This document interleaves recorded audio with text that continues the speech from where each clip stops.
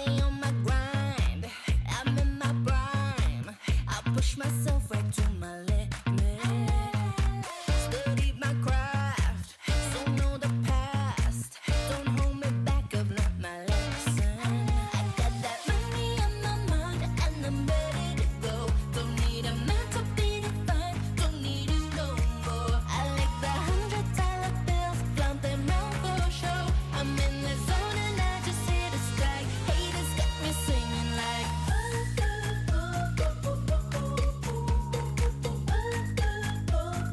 haters got me singing like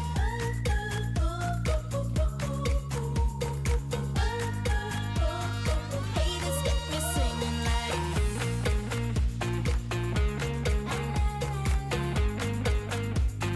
haters got me singing like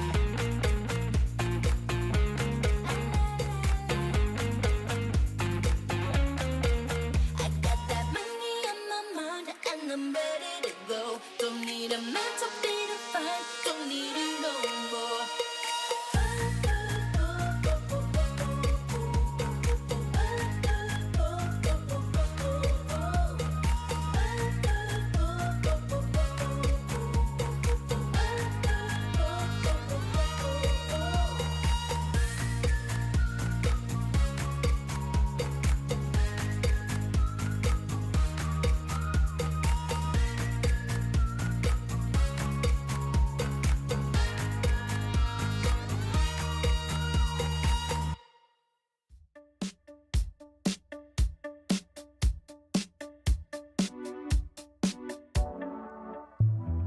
Nothing feels better when the sun goes down. Darkness heightens senses, sweeten touch and sound. Minutes turn to hours, you let go and lose count. Living in the moment, float with the current of the ocean. Give me a baseline popping, stuck in my head, no running away, no running away. Sink into the groove, let your body move. You don't need to know the tune, I'll show you the way. I'll show you the way. High on life, cut the brakes, let the night take over.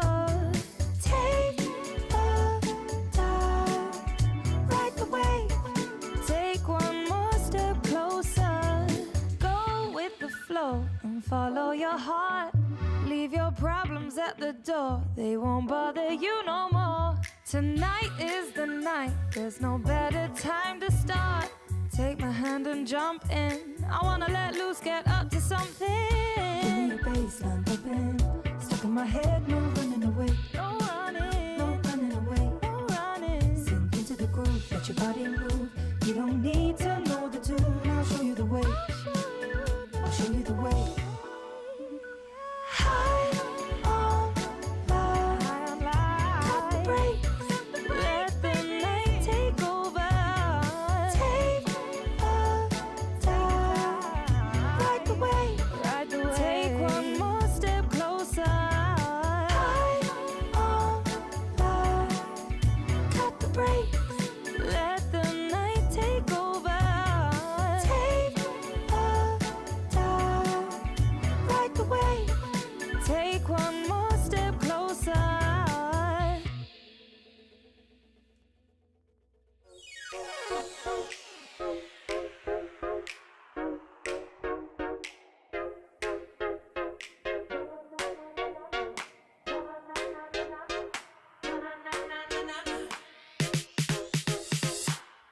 Somebody blow up the ceiling, cause we're back with another one. Can't get enough of this feeling, I can't sit around. Don't you wanna start over? Don't worry about a thing now. We were born for this moment, but we gotta go now. There's nothing you can't do if you want it. Dreaming day and night, yeah, gonna get it right, yeah. There's nothing you can't have, so get on it. Anything you want, yeah, take your pick and say, what's next? I wanna change it up, I can't get enough. Na na na na na na na. What's next? I wanna live my life, yeah, I'll be shining bright. Na na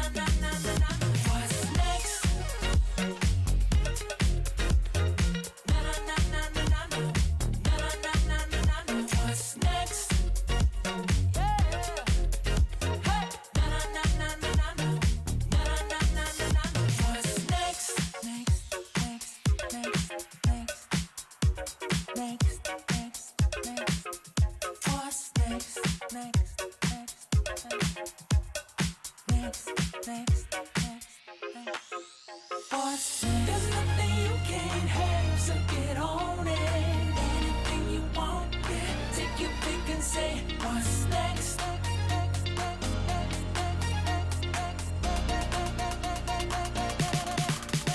What's next? I wanna change it up, yeah. I can't get enough.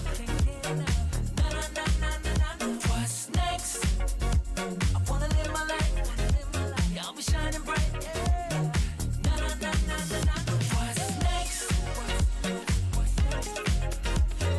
Na na na na na na. Na na na na na na. What's next? What's next? Oh. Na na na na na na. Na na na na na na. What's next? I've been waiting for you to come through, for all of your promises to be true. It's heartbreaking and gray is the mood. I wanna believe in you. You can run and you can hide, learn to live with your denial. Oh baby, I'm losing faith. Get to the chase. I can read between the lines. Don't wanna live a borrowed time. Oh baby, I'm losing faith. Get to the chase.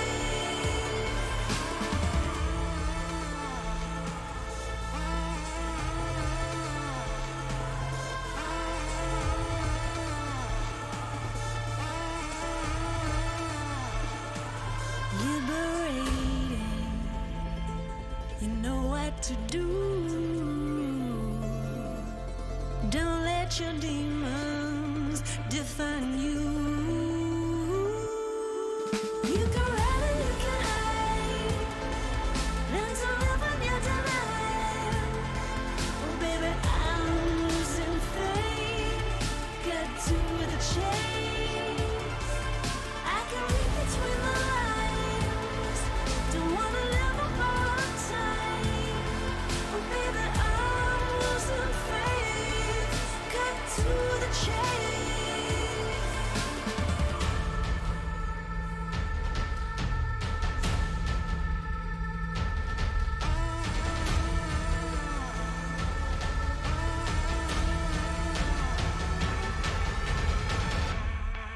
You can run and you can hide, learn to live with your denial. Oh baby, I'm losing faith. Get to the chase. I can read between the lines. Don't wanna live a borrowed time. Oh baby, I'm losing faith. Get to the chase.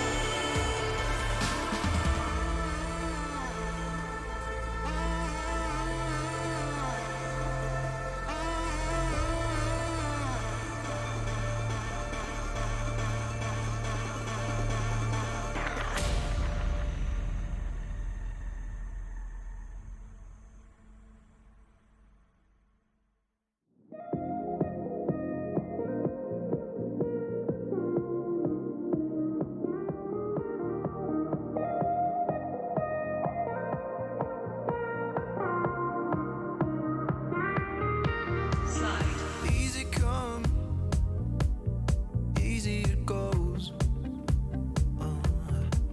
It might be hard to see in the midst of it all. Oh yeah. Sometimes it's hard to remember. Was easy to love, yeah. I need an adventure that wipes out the dust we carry with us. The way I slide through the night, drifting to the night sky. The vibe, what a vibe, kinda gets me high. I slide through the night, right along the coastline. The vibe, feel the vibe, get me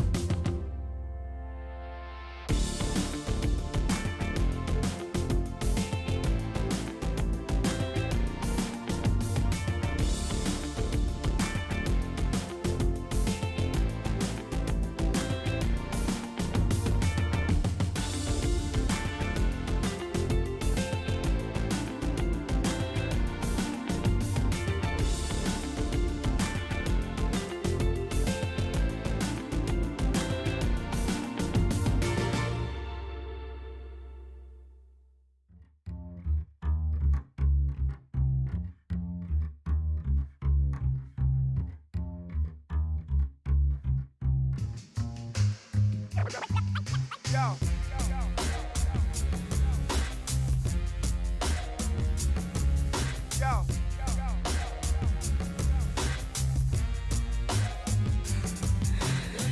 went from nothing to something overnight. Sweeping hair, I made a little thing go inside. Though supposed to be close for saying you'll never make it. Yeah, right. I've had this dream my whole pretty life. So fighting demons and working through strife.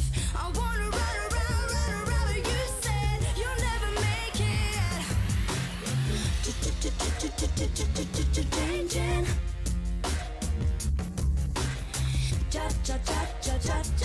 Change it. 'Cause everybody trying to tell me what to do. Change it. Butterfly alone when I am changing. Why don't you people just say it? Can't pull me out like a rabbit from a hat 'cause I'm changing.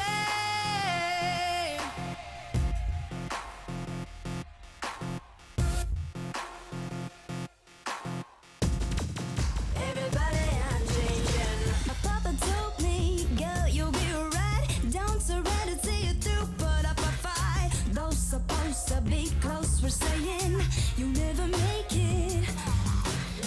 My sister said you think you're a superstar. I said watch your space or run round, yo.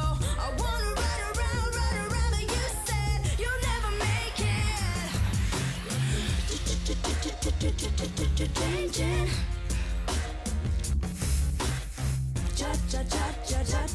Change it. 'Cause everybody trying to tell me what to do. Change it. Butterfly alone when I am changing. Why don't you people just say it? Can't pull me out like a rabbit from a hat 'cause I'm changing.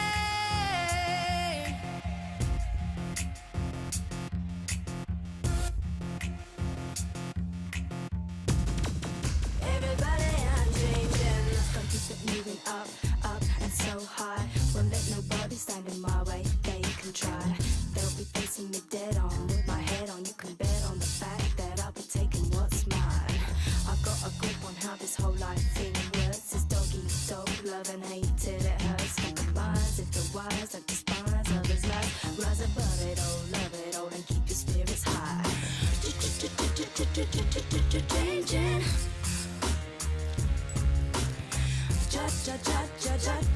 Change it. 'Cause everybody trying to tell me what to do. Change it. Butterfly alone when I am changing. Why don't you people just say it? Can't pull me out like a rabbit from a hat. 'Cause everybody trying to tell me what to do. Change it. Butterfly alone when I am changing. Why don't you people just say it? Can't pull me out like a rabbit from a hat 'cause I'm changing.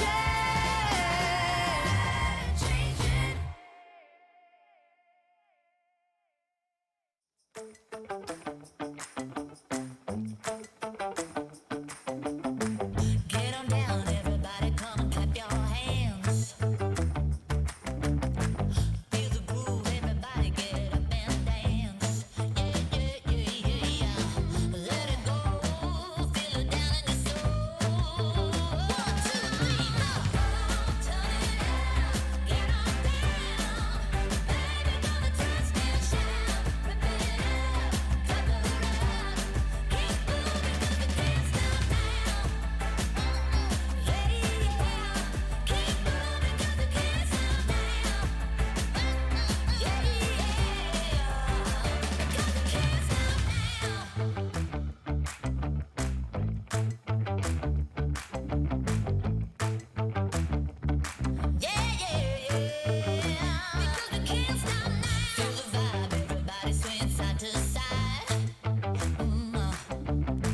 Party on, tell your mama you'll be home at dawn. Yeah.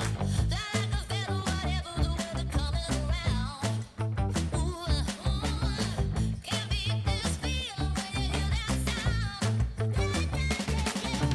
Oh, turn it out, get on down. Baby, gonna twist and shout. Rip it up, cut the rug. Keep moving 'cause we can't stop now. Turn it up, get on down.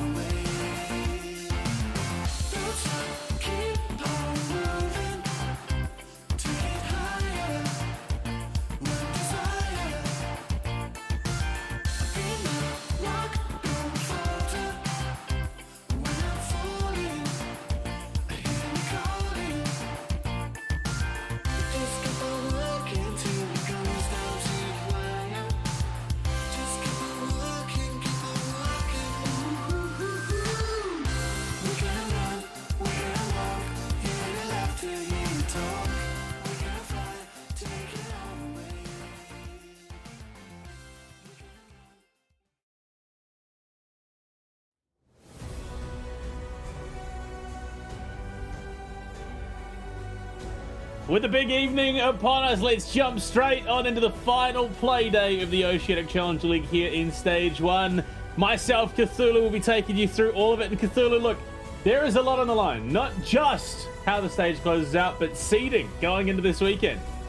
Yeah, look, absolutely. All of the OCL and OCM teams will be clashing this weekend in OCS. And yeah, look, the seeding certainly could be rather big and rather important in the longevity of their run. Whilst we already have obviously Kraken all locked in, the rest of the leaderboard still remains to be seen. Yeah, it's anyone's guess from 2nd to 8th right now, so it's going to be an exciting day, of course. And speaking of exciting days, let's take a look at the standings and see where we left off last week. That was obviously a big week as well. We saw some great siege, of course, and there you go. We actually have one of our matches already set in stone for tonight. And you might guess, given that Kraken are locked even further top of the table, so there has been a forfeiture already. LFO cannot field the roster, so Kraken will pick up that win. But, I mean, look, 2nd is contestable. All the way down to 3rd is even contestable.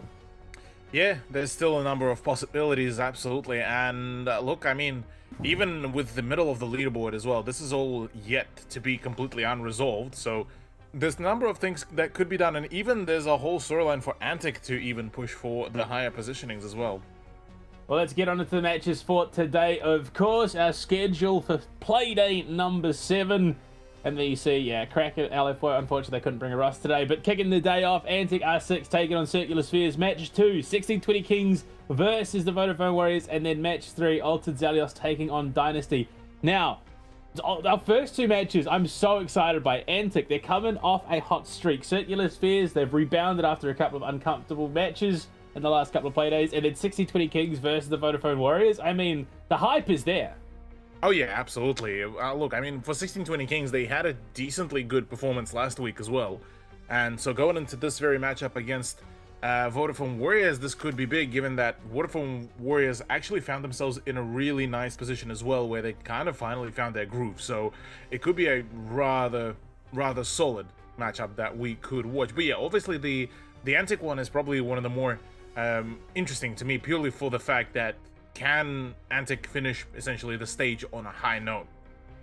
I mean, the answer is the same for Circular Spheres. The question rather is the same for Circular Spheres. They've had a bit of a tumultuous run through it. We thought they were going to be, one of those ones to contest against Kraken, and then that didn't happen. And it's been an interesting road for all teams concerned so far. But look, let's get into our first matchup. Antic R6 taking on Circular Spheres. I mean, Antic, they're coming, like we said, off a bit of a hot streak. The last couple of weeks for them have been absolutely phenomenal. And coming into the matchup today, yeah, they're looking to end this season strong. Absolutely, yeah. Look, the team that finally kind of found their fun to play with, as alluded to by Face Cream previously, and by Owen as well. They certainly have been putting in the performance and the numbers, and now seeing that it's going to be a full, core roster of Antic, this is looking to be rather promising. On the side of Circular Spheres, look, yeah, just about the same as well. Very similar kind of lineup now with Physics introduced to the roster as well. And honestly, Physics could be that, that person to put the wedge into the performance of Antic. But in saying that, I mean, as long as players like Wazoo, players like Face Cream, and players like Nasty can keep on performing, I reckon Antic might just end up being that unstoppable force. Yeah, if you look at that one, Nasty's got a bit of a cheerleader on the bed behind him, ready to go when the match starts. Just some moral support at the end of the day. But I mean, Antic have just gone from strength to strength. They have been looking absolutely terrifying the last couple of play days. I mean, they took down LFO 7-1. They did lose to the Warriors before that, the week before that, but I mean, they've had a rough run through the first couple of play days, and then taking down Dynasty the way they did last week, 8-6, that was huge. Yeah, the Dynasty match was absolutely amazing to watch, and genuinely, definitely was one of the closer ones, and you could see kind of the adjustment play coming in from them. But now, focusing on Circular Spheres, the roster that, honestly, at least personally to me, kind of took me by surprise, because given the track record of a number of those players from their previous rosters, it was looking like they could bring in that, element of surprise. but I didn't expect it to be the element of surprise that would take them to top 3. Yeah, I mean, you also got to remember that today's seeding is important because it's a reverse order. So first seed versus 8th seed across the 2 competitions of OCL OCN. So a jump up the seeding into second for any of these teams contesting that position right now would be huge, given, you know, that's Vertex that they'd be taking on, who are sitting there currently. Unfortunately, no one is going to be able to take on Anami. That spot is locked in securely for Kraken twice in the weekend, ironically enough. Yeah, absolutely. But yeah, look, I'd be curious to see if the, well, rather how will the Kraken versus Onami matchup really handle itself, because that could be actually an absolute banger to watch. How it will really unravel, and will happen. As I just realized how crooked my glasses were, but honestly, I think this will very much depend on where we are going to be going, because as long as Antic still just get back to the maps that they are comfortable with, that they are knowledgeable about, this is where they will be able to shine. Maps like very relatively basic maps like Oregon, like Clubhouse, even I would actually dare to say something like Cafe would be a good pick here for them. Well, let's get on into it. Let's figure out where we are going. Let's jump to the map vetoes and figure out what map we'll be taking them to. Okay. And Oregon it is. There you go. Yep. You called it. We were left with Theme Park, Phil, and Oregon. It's a rather interesting trio of maps. But Oregon, we're going back to basics. This is a chance for Antic to really redeem themselves after a couple of kind of poor performances on the map. Yeah, look, I mean, they started off, I believe, their winning streak on this very map, where Wazoo was just an absolute menace when it came down to the attack. The Iana and the Nook flanks were just absolutely clinical. I do find it funny, though, that Circular Spheres that ended up banning out Cafe straight from the get-go. Well, as far as I remember, Cafe wasn't particularly the one map to really go their way too confidently. Plus, yeah, against Antic, they would want to very much avoid this kind of map, given the sheer abundance of different cheeky angles that could be set up by the attack, and knowing how on the up-and-coming kind of curve Antic were in the past few weeks. This would have been rather dangerous. So yeah, look, Oregon, kind of what almost feels like an even ground, but I still think it leans still quite nicely into the hands of Antic, as long as they are in their shape, and they have their head in the game. Because if it's reverting back to the old Antic at the beginning of stage, yeah, look, Circular Spheres might just be able to run away with a heist. Well, I mean, they are currently, so Antic are currently 1-1 on this map, 1 win, 1 loss. So tonight is going to decide how they end it. Is it going to be a negative ratio on the Oregon? Is it going to be a positive win ratio? We're going to have to find that one out. But Circular Spheres coming into tonight, they've been a bit shaky. They've had some very, very good results that we expected, and then some unexpected poor results. But I mean, it's one of those things you can kind of forgive it. You can kind of just bump it off and say, look, they're going to come in today. They're going to do some damage. But I mean, the fact that they lost to Kraken was understandable. The fact that they lost to Dynasty, though, given, you know, Dynasty's track record, that was a little less certain. I mean, well, with Dynasty, they kind of ended up being that very interesting, very odd mediator of a number of teams, because you look at Dynasty at the beginning of the stage, they actually had a few really interesting decisions and performances, especially, namely, actually, Skyscraper has been a really interesting storyline for them, because up until their matchup against Antic, basically they were the only team that kind of knew how to play and were willing to play it.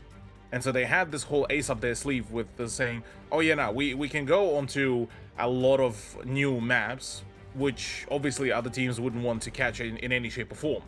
And that was kind of the big difference maker there, especially against some of the newer teams that were introduced to OCL as well. But now that Antic obviously beaten them, now that Dynasty been kind of on a downward spiral with their performance and being unable to, you know, close out even their rounds, it, yeah, definitely kind of poses a question whether it was just a fluke from them, whether it was just the initial starting teams and the initial rust that they played off really well. Suppose maybe later down the line we'll have to see, and maybe even OCS will be able to showcase that. Oh yeah, definitely. Exciting stuff coming this weekend. A bit of a showcase of what these teams are truly capable of in a best-of-1 format for the first 2 rounds. There could be a couple of very, very big upsets. I'm excited about that. But we're going to Oregon. Antic, I mean, this is, you remember all the way back stage 3 last year. They kicked off their campaign of that upward spiral. as Odium. They took some really, really big wins. They've come into this year, they haven't quite hit their stride. They've finally got here in the later stages of the round. I mean, what would it mean going into next stage to close out the stage with a win like this?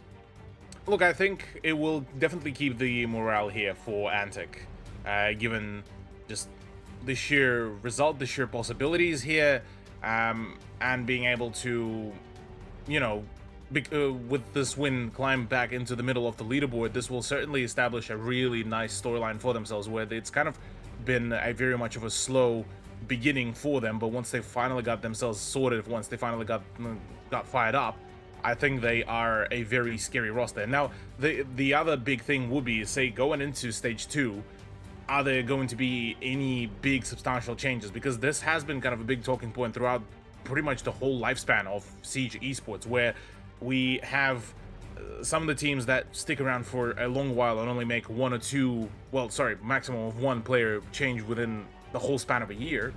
And we have teams that completely rehash themselves basically every stage, which doesn't really allow you to generate that kind of full trust, full chemistry between all of your players. So for Antic, I actually reckon if they stick around, or like maximum make just only one player difference change, and like as long as it's as far away from as possible from all the fragments, I reckon they could be a strong performer next season. Oh, most definitely. And coming into this matchup, of course, we're going to be jumping into the operator bans in just a second. So far, we've seen a lot of Thatcher and Flores banned out on a map like Oregon. And I mean, there is so much that could be opened up here. I mean, are we going to see Nook ban given Antic's previous performance on Oregon? Are we going to see the Finca? Are we going to see any of those picks that Wazoo has used in great effect on the attack? Yeah, the Nook ban could be actually huge here, where I think it would be a really good idea to really ban it out. Well, oddly enough, it will be Thatcher, but maybe, well, as long as Circular Spheres did their homework and at least expect the flank play to come, maybe a ban on Nook is not per se necessary. Response is going to be Jackal, which I would imagine indicates that Wazoo is probably going to be back on the business this week. He's going to be on that deep roam on the defense. He's going to be the one playing aggro on the attack. They now have the defensive ban. What is it going to be? Cade, okay, so understandable. Yeah. Okay. So yeah, so with Cade out of the equation, this will make things a little bit easier for all the vertical breaches. Won't really pose a whole lot of threat and won't really bring in the necessity of, you know, somebody like Maverick, or at least Maverick for the laundry hold. Apart from that, I reckon this all should be a relatively kind of clean written, clean done deal here. Interesting, and well, I say clean deal, but Osa is actually a pick from Owen, albeit he did flex that pick quite thoroughly. The rest of the team looking pretty solid, as well as introducing Iana into the fray. Wazoo's Iana has been quite clean so far this stage, although I'm anticipating possibly a little bit more aggression. I am expecting that 6 pick, the attack repick, to be coming in. Yeah, the repick could really happen, albeit I think it's only mainly for somebody like River. Yeah, there it is, the Ash to Finca. So basically a little bit of a spicier Ash with no actual breaching shots, instead it has the throwables. And the rest of the roster, I mean, it looks pretty stable. There's the pick that I was waiting for from Wazoo, and yeah, introducing the Nook. So we are going to see those early / mid-game flanks from Wazoo. And, well, back to Iana, he did go, but that doesn't per se change his role, at least within the context of this round, I reckon. But Owen's introduction of Twitch instead of the Osa is a decent, or not decent, it's a really good adjustment, given that they will need to deal with quite a fair bit of utility here, I reckon. Most likely Crimstar trying to get those black eye cameras down. Hasn't put down a single one yet, and I think it's a rather smart play, given that there has been no ability for Antic to scout them out. Now it's something they have to actively be looking for while the round is going on. They can't just scout them out, send Owen in with the drone. So it's going to be a very active process looking for that information. But so far, I mean, honestly, the biggest surprise I have so far is Owen's not playing the CQB shotgun. I think that will more so come later down the line. When and if Antic will get the dominant scoreline on a bit more dominant scoreline, pardon me. Because as it stands, Antic might still have a really good chance of just missing out on the points, as Crimstar just nails River rather convincingly. No more of the health boosts either, and Crimstar actually gets a double. That's a clean deal so far, and well, that's a Twitch gone as well. He's on his business tonight. He's looking to frag out Wazoo as well, the full courtesy of Japer, that MX4 Storm. Now being Nasty and Face Cream alone to hold on and try and pick up the round if possible, which, I mean, look, if we're being perfectly honest with ourselves, the likelihood of that is looking low at best. They're going to group up, look to push through Laundry, it would seem, but Crimstar, he's waiting actively. The pre-fire's coming towards his position, not to be. He swings and almost catches the tail end of Face Cream. Yeah, that one was not particularly a favorable gunfight, as it seems so far Circular Spheres are kind of forced to play a very kind of hasty gameplay for them. Japer might just be able to find the split between the two operators, but given that Nasty and the ace is gone now, well, it's all down to Nasty to do the job here, 1v5 in a dream, and yeah, it doesn't look like that's the case. Exactly, that flawless round. As, yeah, look, Antic got a little bit caught off guard, I reckon, on this one. Yeah, I'm not surprised that, you know, Circular Spheres have had a lot of odd work available for Antic R6, so they've very much been able to gauge what they're capable of coming into this roster. I think Antic, if they're going to play their game, there's a good chance we see them get caught in a couple more rounds, so they are going to have to probably make a bit of a dynamic shift, and that is what I'm expecting. Wazoo on the Nook, being able to get in aggressive, sneak in under the watchful eye of Circular Spheres, that could do some damage. Yeah. Look, I gotta say though, the roam game from Crimstar seems to be, at least for the beginning of the match, back into the shape. And certainly actually was basically the reasoning behind that very thorough win. Apart from that, I think the one question that I will be kind of waiting to be answered by Antic here is, well, you look at the Dynasty roster, the way how they've approached has been very much kind of a methodical, strategical approach to it, with a little bit of a sprinkle of occasional, you know, mad lad fragging from somebody like Cyro and somebody like Drex. Circular Spheres, they are playing a completely different game here, where they are going for a very much more of a frag-heavy, very flexible kind of aggression game. And so the question being is, how well can Antic actually take on this kind of aggressive gameplay? Because they already managed to adjust themselves for the strategical and very consistent performance. But if it's all erratical all over the map, well, the damage control department might struggle there for them. Indeed, already starting to see those drones getting deep. Nasty will kick the round off with a kill onto Goof, and that's exactly what you're looking for. Take one of those big threats off the board. No more Nitro Cell for him. One of those key M590 players as well. So, right now, Circular Spheres are going to have to cover that extra base.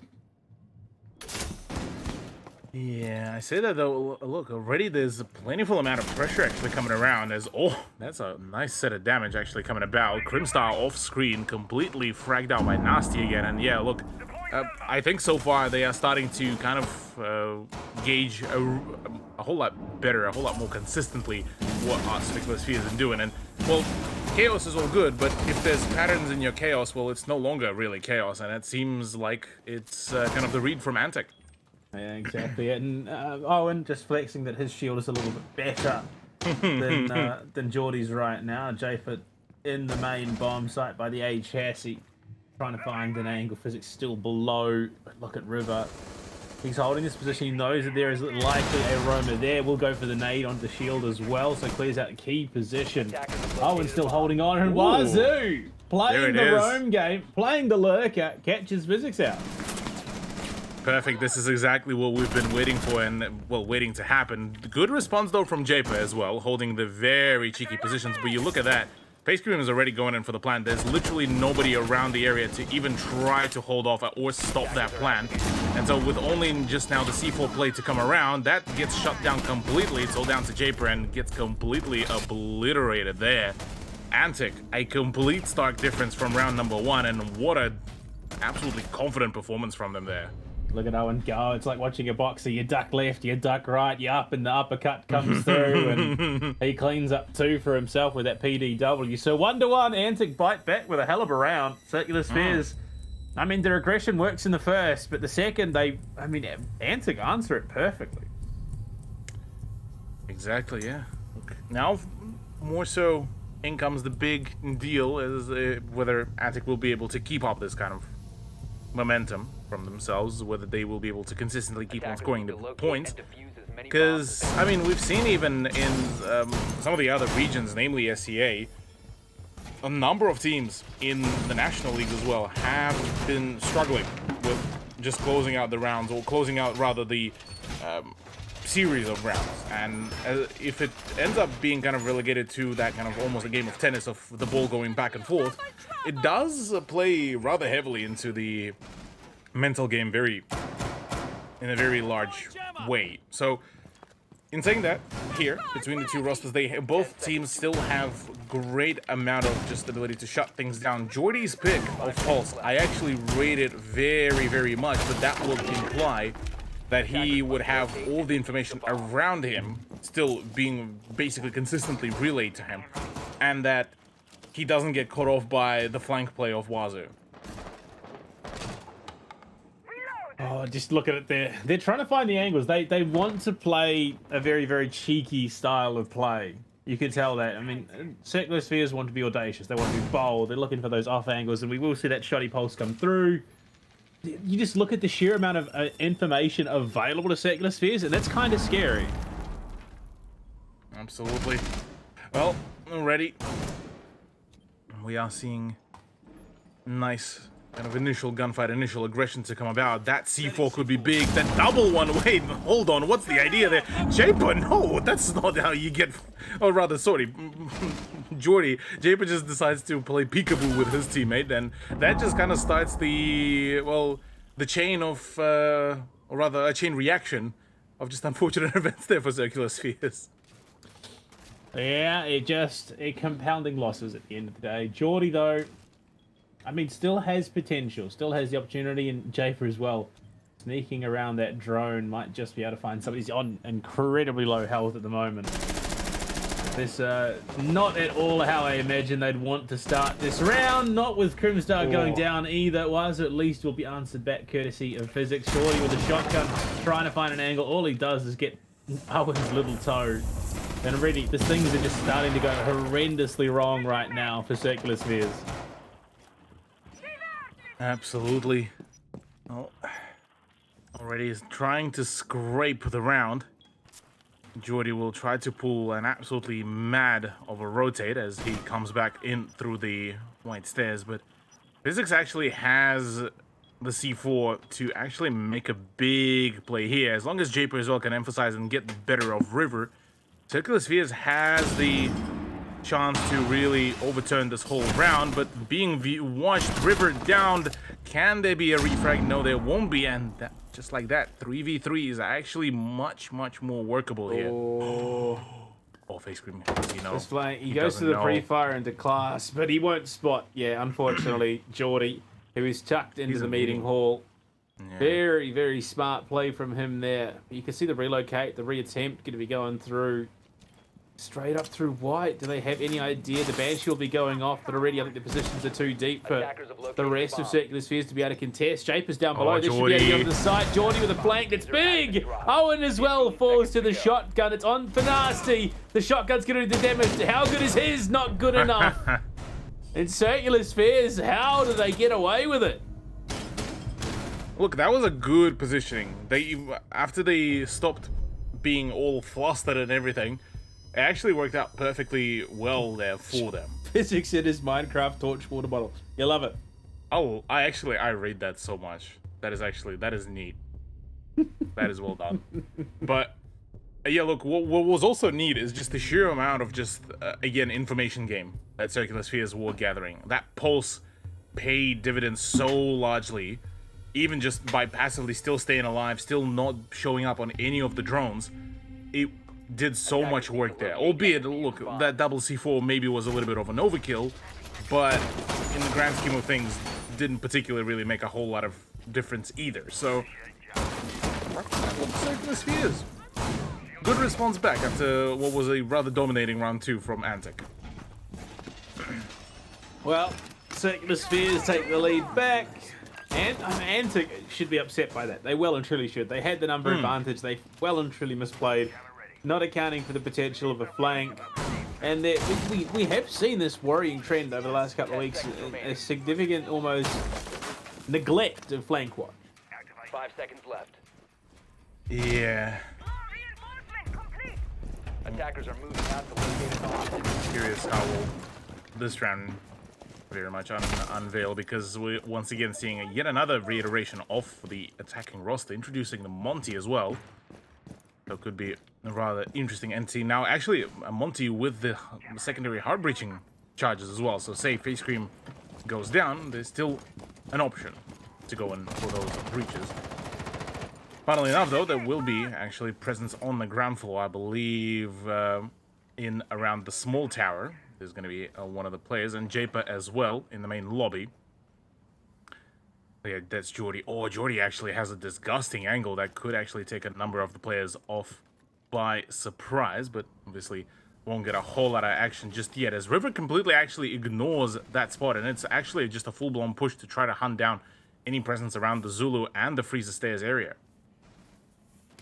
Yeah, I mean, it's one of those things, depending on the site, you don't always think about small tower, especially if it's basement. It's not, you know, oh, there's not... What are the odds someone's sitting up in the small tower office? And it's one of those rounds, unfortunately, we're seeing now. Geordie might be noticed by Nasty's drone, and he is. It's just going to drive straight into him. So Geordie's position now forfeit. He will have to relocate himself to somewhere more defensive. He's going to head to the Freezer Stairs and probably back into the site itself. So far already, the breaches started to go down. Full control so far, or, well, I say full control, only one person is technically still in the meeting. But this gunfight by between Japer and Nasty could be a big deal breaker. Swing there. He doesn't know about the presence of another person, though. That could be another issue, because now that Jordy is being given, basically just trailing the walk that Nasty just did, it has that very nasty element of surprise, pun unintended, to get a drop on a number of Antic players. Well, it's about the drone game, though. There are drones sort of lurking around. But yeah, it looks like this positioning is going to be good from Geordie. He's going to swing in, tail into the player, spotted, and audio cues are there. He swings in, there's two. What's he going to be able to do? It's going to get both of them. Pistol out to confirm, and Nasty, unfortunately, whiffing on the opportunity to trade back, finally gets it. Unfortunately, River will fall in the flurry of action and engagement. Now down to the 1 versus 2, Crimstar and Physics against Nasty. What do you do in the situation? He's got 23 seconds. He's going to have to make some moves. And it looks like he's indecisive himself. Just another little pop flash down into E-Box. He's going to make the call. It's Big Tower Stairs. He's got to win 2 gunfights to pick up the round. No chance at a diffuser either. So he's going to have to make the force and make the gunfight his. No, he's not even going to be able to do it. They're just not going to force. They're not going to fight him. They don't care. Crimstar will swing. But even at that point, if Crimstar had died, it would have required Physics to be swinging the same angle at the same time. That was unfortunate for Antic. Yeah, I mean, this one was rather difficult to predict as well, because we haven't really seen Circular Spheres do that kind of stuff before. So certainly there wasn't a whole lot of inkling about that. No kind of game sense would have been able to tell you, oh yeah, recheck what is happening behind you, especially in that kind of situation. And yeah, look, Jordy managed to read into that perfectly, and the timing of it was just absolutely just ideal. Getting that double for just his life certainly worked out pretty well overall. Now, for Antic, I'm wondering if they are looking to hide under the guise of just the initial pick, maybe something like a Nomad, because after this kind of result, and I mean, there's been a number of those kind of flanks already prior to that. I mean, we look back at even round 3 as well, where it was the flank by the Pulse at the end of it all, and I think it was actually by Jordy as well. we could be seeing that kind of need for that passive flank watch, whether it's gridlock, whether it's nomad, just however you want to do it, even just a small flank drone, something like that for one of the dead players to keep on watching out for. Activating camera. Doesn't seem like they agree with you, unfortunately. So again, Hey, we look, might I mean, they could still set up the drone. I think it's still set up the drones. They've got the shield for Owen on the OSA, technically, if you want to get real, you know. Yeah. If you wanted to commit a full player to the flank watch. But, I mean, that's really not resources you want to be committing. I mean, if Wazoo is already playing the ARX, maybe chuck him on. I don't know. It just feels like they're missing an opportunity here with that flank watch. Yes, the shield's great. Yes, having the buck's great. The run out from Jape, unfortunately, not going to find much of anything. But, I mean, even a gridlock, you've got the super shorty, so technically there's a shotgun in play. You've got an LMG, and you've got the track sticker. So, I mean, there's options available to you. Oh yeah, there's a plethora of options. It's just more so about the question of whether Antic will be able to really emphasize of those, as it seems like for now, Nasty's just all sitting pretty about where does he want to play around. I'm liking the idea by Japa here. The fact that he is being kind of very much separated away from the map. He is the one drawing the attention with those run out indicators. And it kind of sort of almost baits Antic to, you know, come at me. Go for that push. Go for that swing. Try to hunt me. Waste that time. And if that would have been the case, that would be rather, well, unfortunate for Antic for them to lose a lot of time. But I say that though, actually a very prompt push through the tower, prompt opening of the wall. The other issue being is that they're not yet fully aware whether there is even any presence upstairs and whether it will be countered in any shape or form, because, well, they have half a round to go and the breach space is open for the plant, and Owen still has one more of the shields. Question being though is whether it will be utilized to its absolute fullest, because I'm looking at Crimstar and, or not Crimstar, Jordy. He has a C4 that I don't think he would use for the hatch opening. Yeah, this C4 wasn't play. I mean, we could see a cheeky little shield plant from Owen with the smoke coverage, so long as they get someone to clear out or cover those evil eyes. There's little they can actually do to contest it, other than Goofed being in the site itself at the moment, and J-Part potentially on a bit of a flank, but again, oh, no way. Shorty's going on a deep roam down into the basement. If he finds traction here, there's no way. Goofed will find one, but he's traded back immediately. Not the biggest of losses for the team. And there we go. Owen's going for the plant. They need to make a play. Crimstar's going to find two. What are they doing? Where's the coverage? How is Crimstar allowed three? River has to hold down, but he can't do it. Circular Spheres take a fourth. What is going on? Where is the Antic that we're so used to from the last couple of weeks? I am not too sure, but it's certainly quite a bit of a tilter here. Oh my lord. That re-swing and the duck and weave as well from Crimstar was just absolutely clinical. That man just dodged all of the bullets, and that was a clean spray transfer as well from the man. Oh, I mean, Circular Spheres are looking good tonight. I mean, Crimstar, he's been hitting some stunner shots and holding it down with the Auto 5.56, and it just goes to mispositioning. I mean, you had shields in play. Why was there not coverage? Why was he not able to plant behind the shield without the risk of dying? And off the back of it, they find three instead. And Circular Spheres could be on for the 5-1 right now. Oh yeah, absolutely. With the way how they've been performing, it's been a genuinely solid play, and a solid way how they've done it, how they've kept themselves composed, even with the player disadvantage, has been kind of just cracked, honestly. An absolute pleasure though to watch how they've been performing, because so many times we've seen just teams lock themselves into the mindset of just, no, we have to basically hold the fort and no other way around it. And the way how Circular Sphere has been able to do it, namely Jordy, despite him not really having a whole lot of those big frag counts, he was able to consistently keep providing for the team. And whether it's utility department or whether finding that one frag to just completely dislodge any sort of side push, it's been solid. Yeah. Jay wanted to get a bit aggressive from the master bedroom single. Wazoo back on the nook. I don't know, it feels like they've reverted back to where they were. Antic at this stage. They'd made such great grounds, they've made such awesome improvements, and now they're just right back where they started, unfortunately. I mean, with the matches they've been playing the last couple of weeks, this should be a team that can tear Circular Spheres to the dying round. It does, but again, I think it very much relies heavily on two factors. One is, again, the difference in playstyles between the number of teams that they have been playing against. And two is just how they feel on the day of the performance. Because we all know how sometimes it just feels like a slug day of a fest, and it's just, you just can't hit your stride at all. And only after like a tumultuous and just the sheer copious amounts of just warm-ups, you can even get just a fraction of that. So I think it is just those two kind of factors kicking in here, and with the way how Circular Spheres, I mean, on at least 2 out of those 4 rounds that they've won, it was basically impossible to even predict the flank play to come around from them. Oh, look at just the investment in the flank. The investment in the roam game from Circular Spheres has single-handedly undone Antigun. They have not been able to handle it. Oh, good. Oh, no way. Oh, Wazoo, does he know? Wazoo No does way. not know. There you go. There's your answer. And Wazoo is he's gone. He's dead. Ay. Oh, Wazoo. That is unfortunate.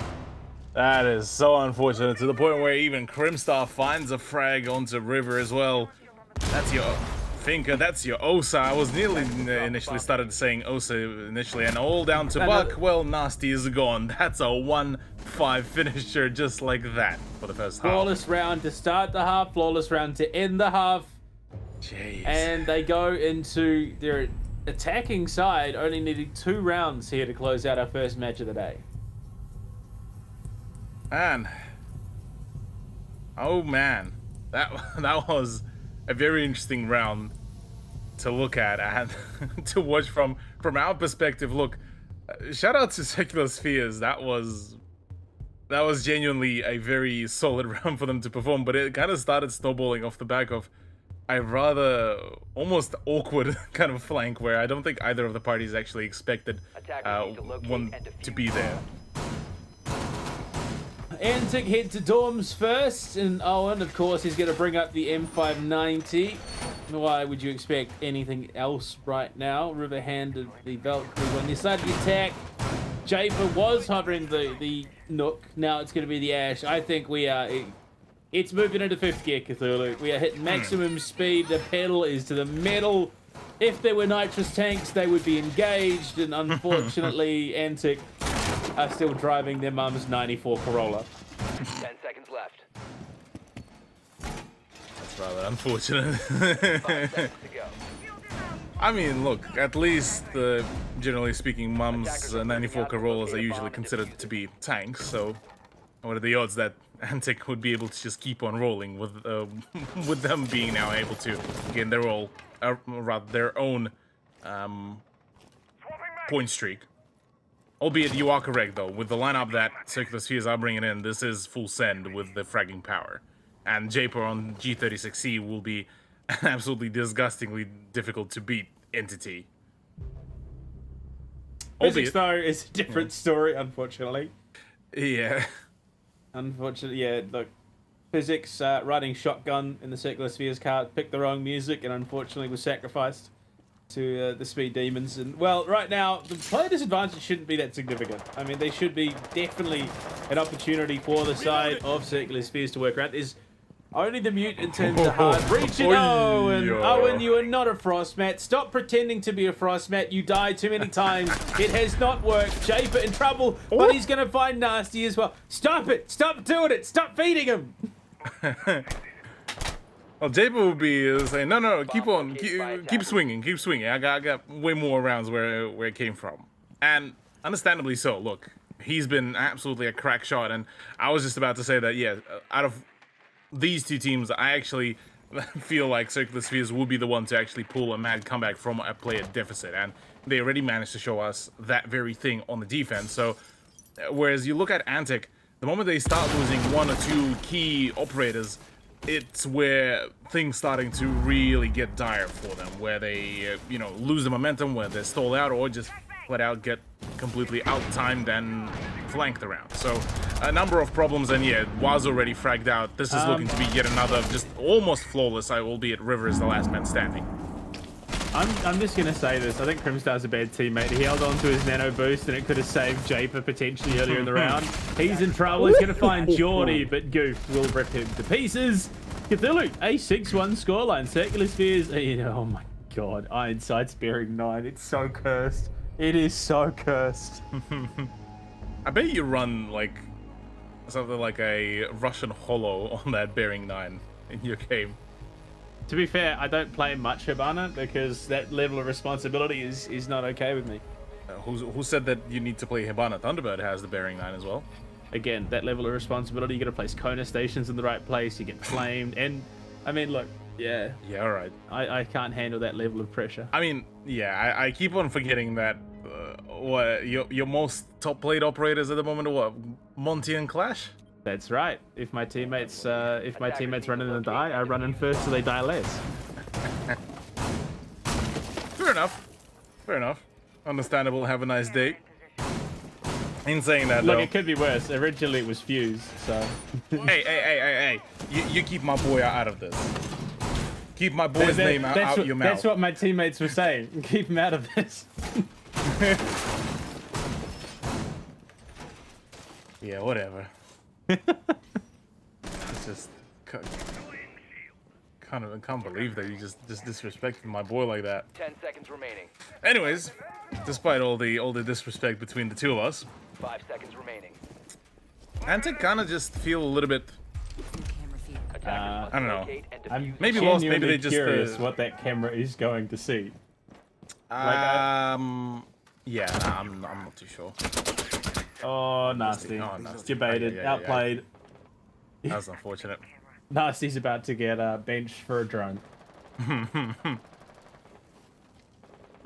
Well, as it stands, we are looking to get into some more shenanigans, I do believe, as Japer continues his whole crusade here against Antic, already being on double digits with his frags 10-3, and already getting into a gunfight on the fridge, or rather freezer stairs, whichever is more colder and chiller here for the two players, and in comes the swing. Perfect read. Just clinical from Japer. Nasty, as much as the man would have wanted to have a little bit more ground to really play around, well, he doesn't get that. 11-3 right now. He's looking for more. Oh, Geordie. That's an impact grenade into the wall from Wazoo as he backs right off to the bomb site itself.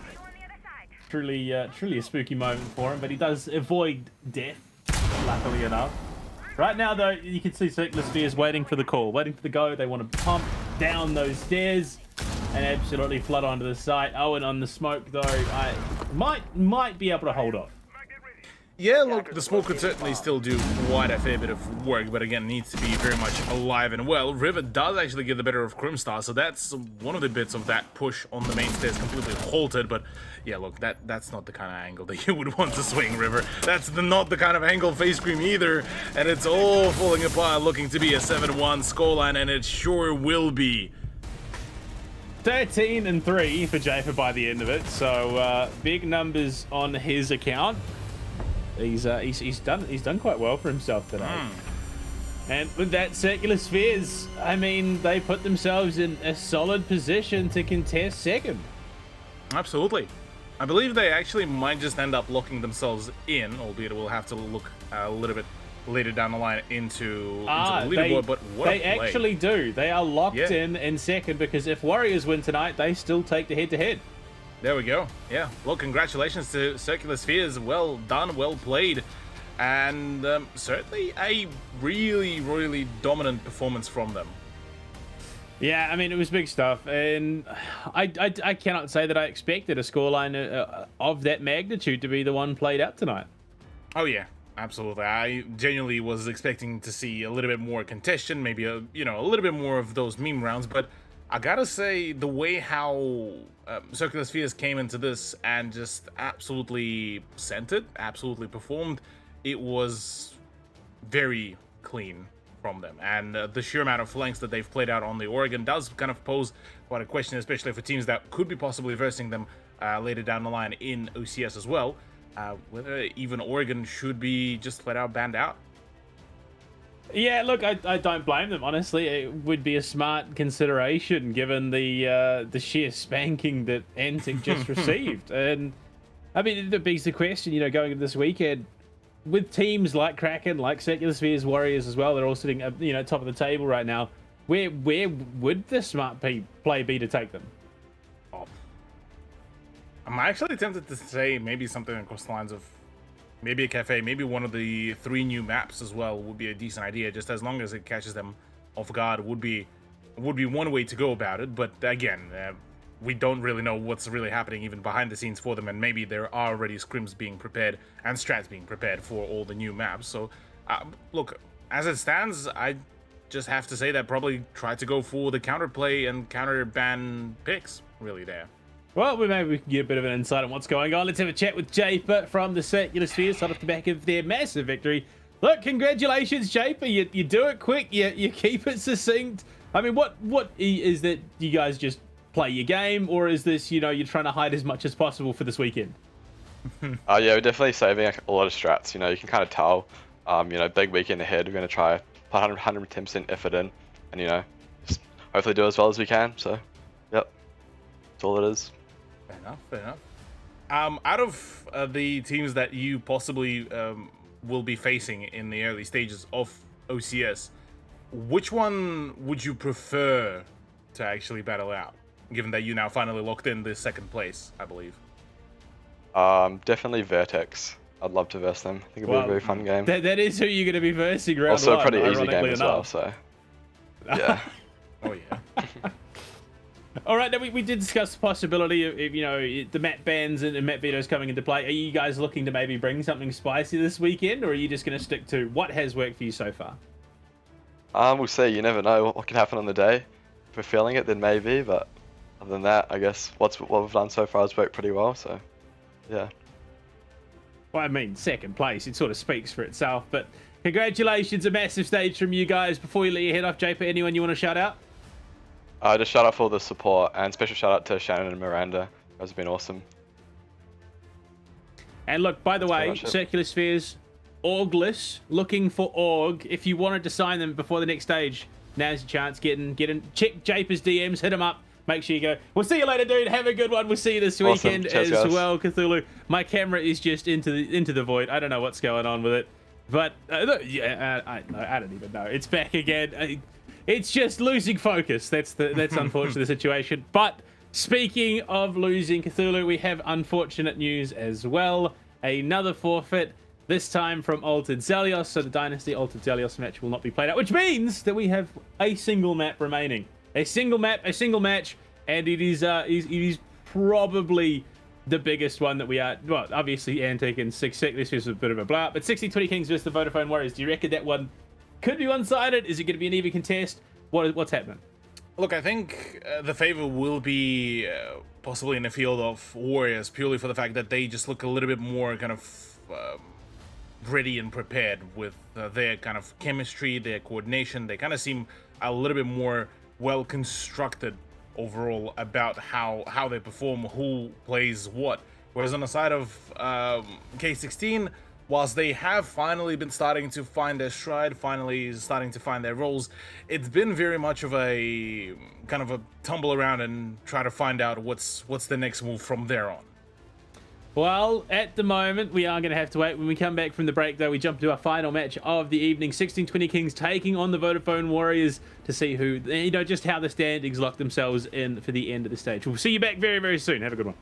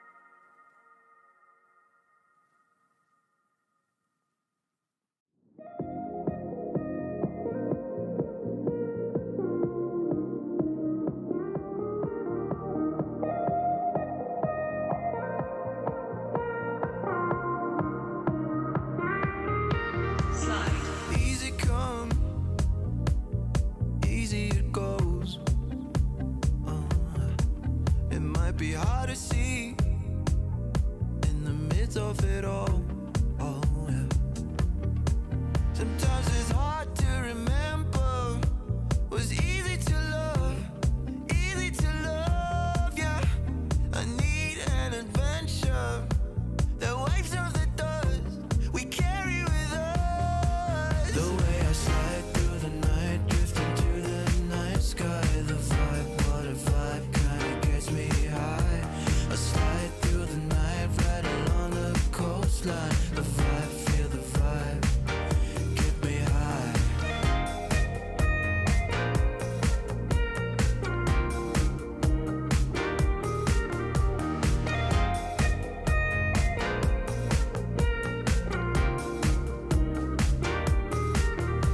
Deep down I know what holds me in place. We gotta chase it down. No, just give me some space. Sometimes it's hard to remember. Was easy to love, yeah. I need an adventure that wipes off the dust we carry with us. The way I slide through the night, drifting to the night sky.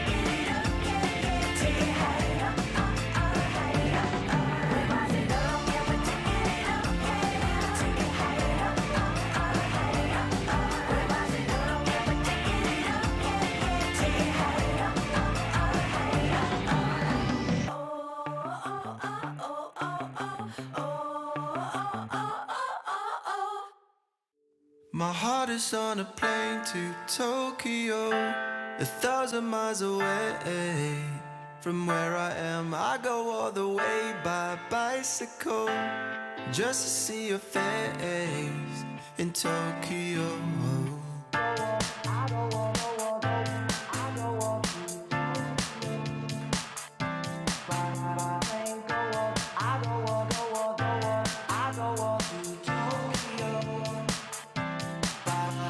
For hours and hours I drive, counting the streets passing by, dreaming of trees in pale white, the light of the night in southern Hawaii. I feel like I'm lost in the flow, stuck in the...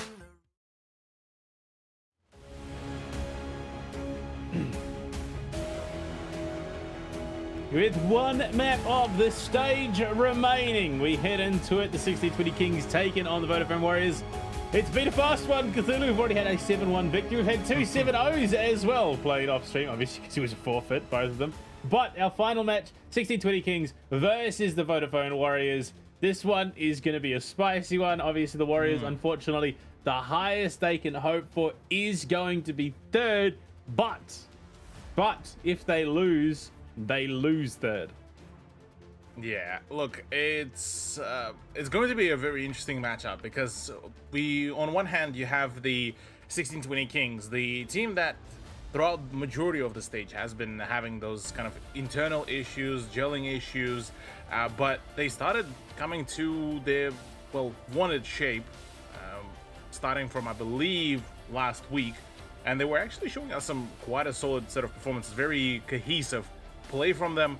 Whereas on the side of Warriors, it kind of all happened a little bit earlier, and they've been taking names straight on after that. I mean, the big highlight players, Bob has been big performer, Schmid has been big on the performance, Jordo as well on a few occasions was able to dedicate quite a number of really good, really shiny plays as well for the Warriors. So in the context of this very matchup, Warriors, a team that has already found their footing and their chemistry, versus a team that is yet to fully uncover their whole momentum. Now, for the Warriors, the minimum they need to lock in third place is an overtime loss. So really, so long as that is honestly, as long as they take it to overtime, they're good. They're locked in for third. They keep themselves sitting nice and pretty at the top of the leaderboard. Whereas the Warriors, the 1620 Kings, if they win an overtime, they will miss out. If they win a regulation, they take third away. If they lose, though, they will be surpassed by Dynasty, who've already picked up 3 points tonight. Yeah, look, there's a number of opportunities to be claimed, and look, yeah, for Chef Jeff and co, they, at least for them, they just want to make sure that they kind of close out the season on a high note. This is where they want to completely show that, hey, okay, we've started a really good momentum for ourselves last week. Now we need to just wrap it all up, show that it wasn't just a fluke. Test on your screen there, Machine. He's in the zone. He is one with the technology. He is looking to frag out tonight. I mean, the wild thing is, even if it is an overtime loss here for the 1620 Kings, they win the head-to-head against Dynasty in that position. So there are a number of different outcomes, obviously, for this top 4 position right now. Yeah, absolutely. There's a number of opportunities, a number of positions to be claimed, and honestly, I reckon we could be seeing a really, really close matchup. That is, if 1620 Kings will show us their absolute best and on top of their mental game as well, because with them, it's been kind of a known, not factor, but kind of a known pattern that the more when they get a little bit flustered and they can't really find a whole lot of momentum straight away, it kind of ends up transferring for the majority of the rest of the matchup. So it's going to be very key and crucial for them to stay as much in the game and keep their head up as much as possible, despite possible issues. But apart from that, I reckon for Warriors, as long as they go into their own comfortable map picks like Villa, I reckon they might just be the ones to be in the driving seat as well. Well, let's figure it out. Where are we going to be playing? Of course, let's get it onto the map, Vito, and figure out where these teams will be duking out. It's going to be Clubhouse. Okay. We're going back to basics. We could have gone Oregon, we could have gone Theme Park, but both of those were denied at the last moment. Clubhouse. It's back to basics, Cthulhu.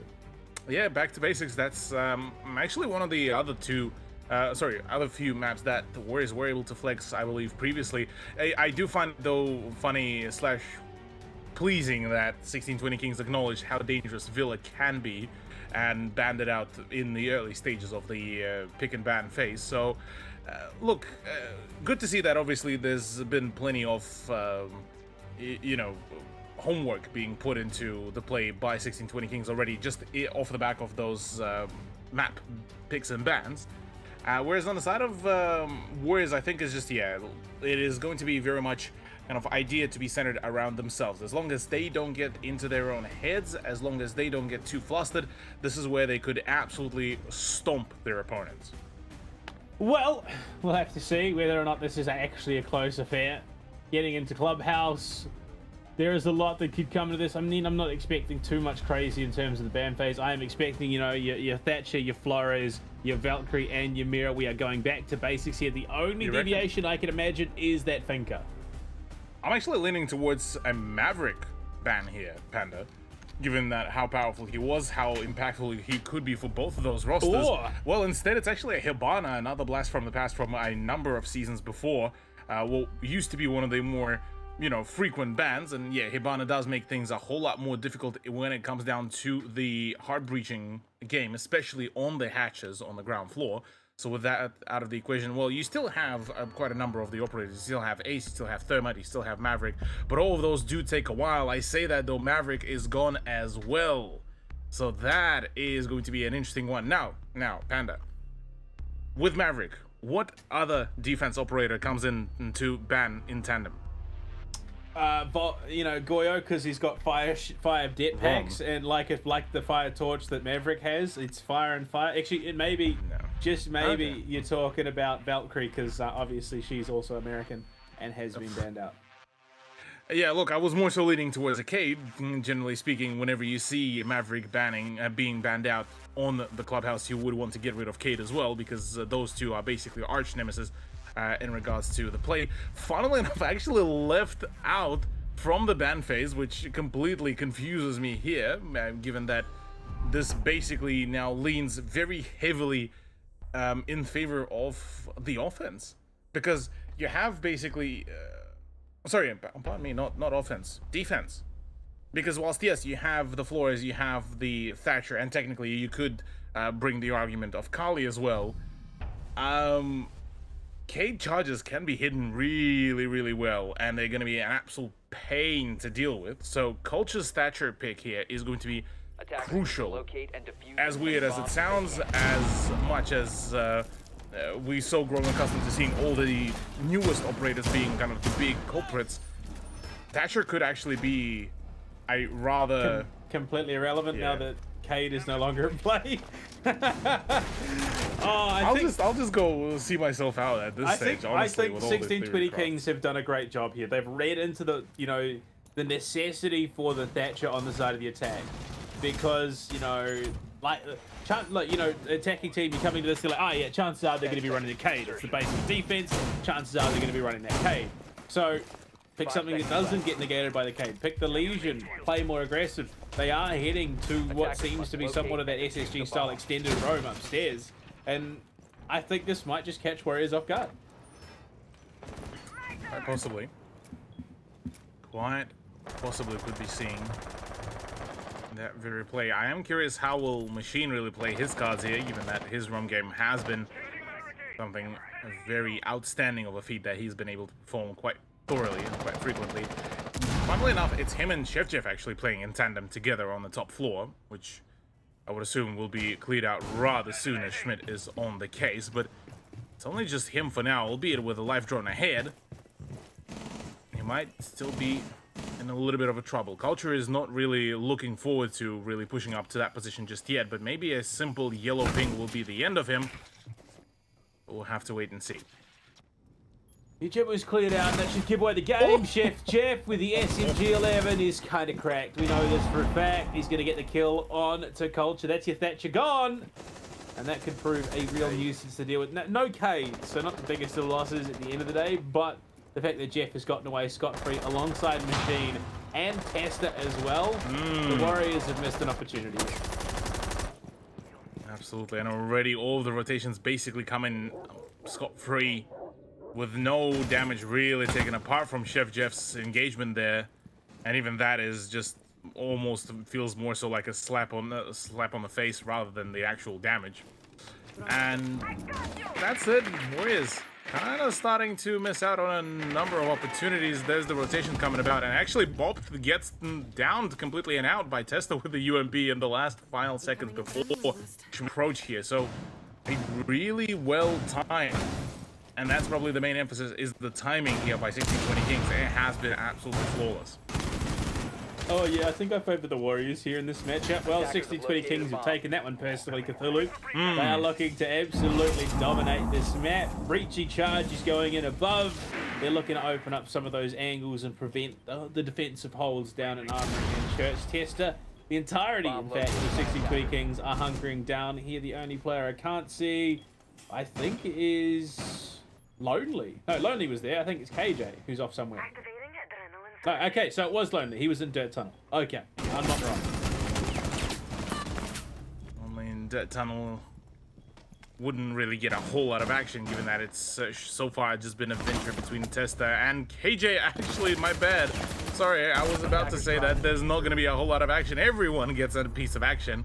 And K16, yeah, look, a really good hold there from themselves, managing to time their roam really well, knowing exactly that, okay, we found a frag, let's get the hell out. Because with Warriors, it was almost kind of a given that there's going to be at least one more person coming in from an opposite side of the map to try to help clear out. And obviously, well, one would be rather silly to try to just dedicate a singular Thatcher to try to clear out the top floor from the Logi hatch as well. So implications were certainly there. Question being, though, can K16 really sustain this sort of point game for themselves? In a similar kind of question how I've asked here for Antic back in the previous round. Well, they weren't able to sustain anything. Now here for K16, they're off to a good start, but how much of it can be dedicated to, as we usually so accustomed to say, the first round jitters? I think by this stage, first round jitters, I don't want to say a non-existent factor, but I think you're past them at this stage. It's the last match of the competition. You've got bigger priorities to worry about. Realistically, you're both ending up in the top 5, so you take that as it is. But right now, yeah, I think it's honestly, I think it's just 1620 Kings. They came in with a game plan that upset Warriors in round 1. Definitely, that was a clean play. Now, do you see this time KJ actually to sit around with Testa and Lonely, Chef Jeff and Machine back into the swing of things. This time though, Chef Jeff back on the mute, but Machine switched off over to the Jaeger for the necessity of the utility. As the point of entry, actually going to be the Dirt Tunnel, it seems, for New Zealand Warriors. Bob, specifically, the man, the myth, the legend, the ultimate fragger on whatever role you want him on, but Chef Jeff already finding a frag onto Schmidt. Will be a rather big dub swing. Yeah, look, that's not the kind of swing that you would want to commit, but again, not a whole lot of information for the mute player about the position in the Dirt Tunnel. Yeah, but I mean, you lose a mute for a finger. 1620 Kings are going to take that any round. That's big stuff from them, and a worrying trend that you and I have observed as of late is fingers dying early into rounds, unfortunately. This mute jammer going to work, still on the breach. They haven't cleared it out in the drone below, so spot KJ. Machine there to contribute with... Get out of the way, KJ! God! You just...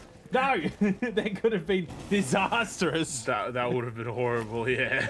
Oh, man. KJ already pays with his life for that kind of travesty. As the onslaught of Warriors starting to get closer and closer. I say that, though, with Schmidt and Culture out of the way. There's still, I mean, all the basic bits of utility still in the hands of NZW, but without Thatcher, Flores could get a little bit redundant in the grand scheme of things if the mute jammers are still there to at least slow down the push of the drones. Apart from that, 1620 Kings are starting to lose quite a fair bit of ground, and rather rapidly.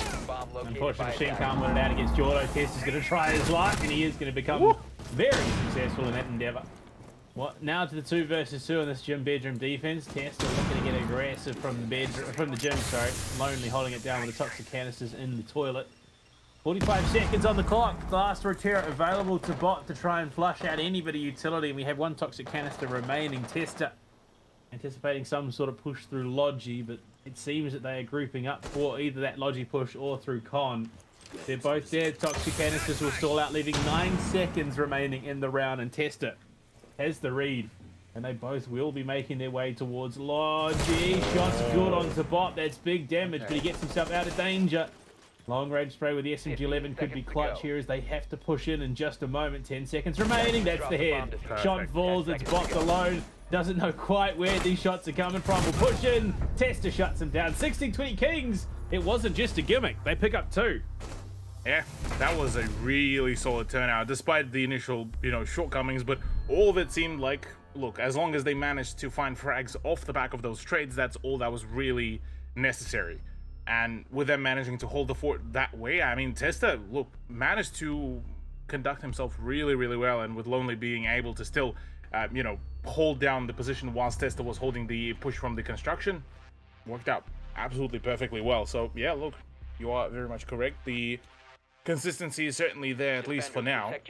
2 points in a row. And 16-20 Kings so far being able to, rather cleanly being able to pick apart Warriors, knowing that, well, that has been kind of their approach. Have the sort of almost Antic-esque kind of flank around plays, whilst also going for the late pushes by those flankers later down the line as well, if they do end up surviving. So the way how Chef Jeff as well, went in, read in that Warriors last time did a rather hasty entry into the garage without really expecting a whole lot of presence around the oil pit.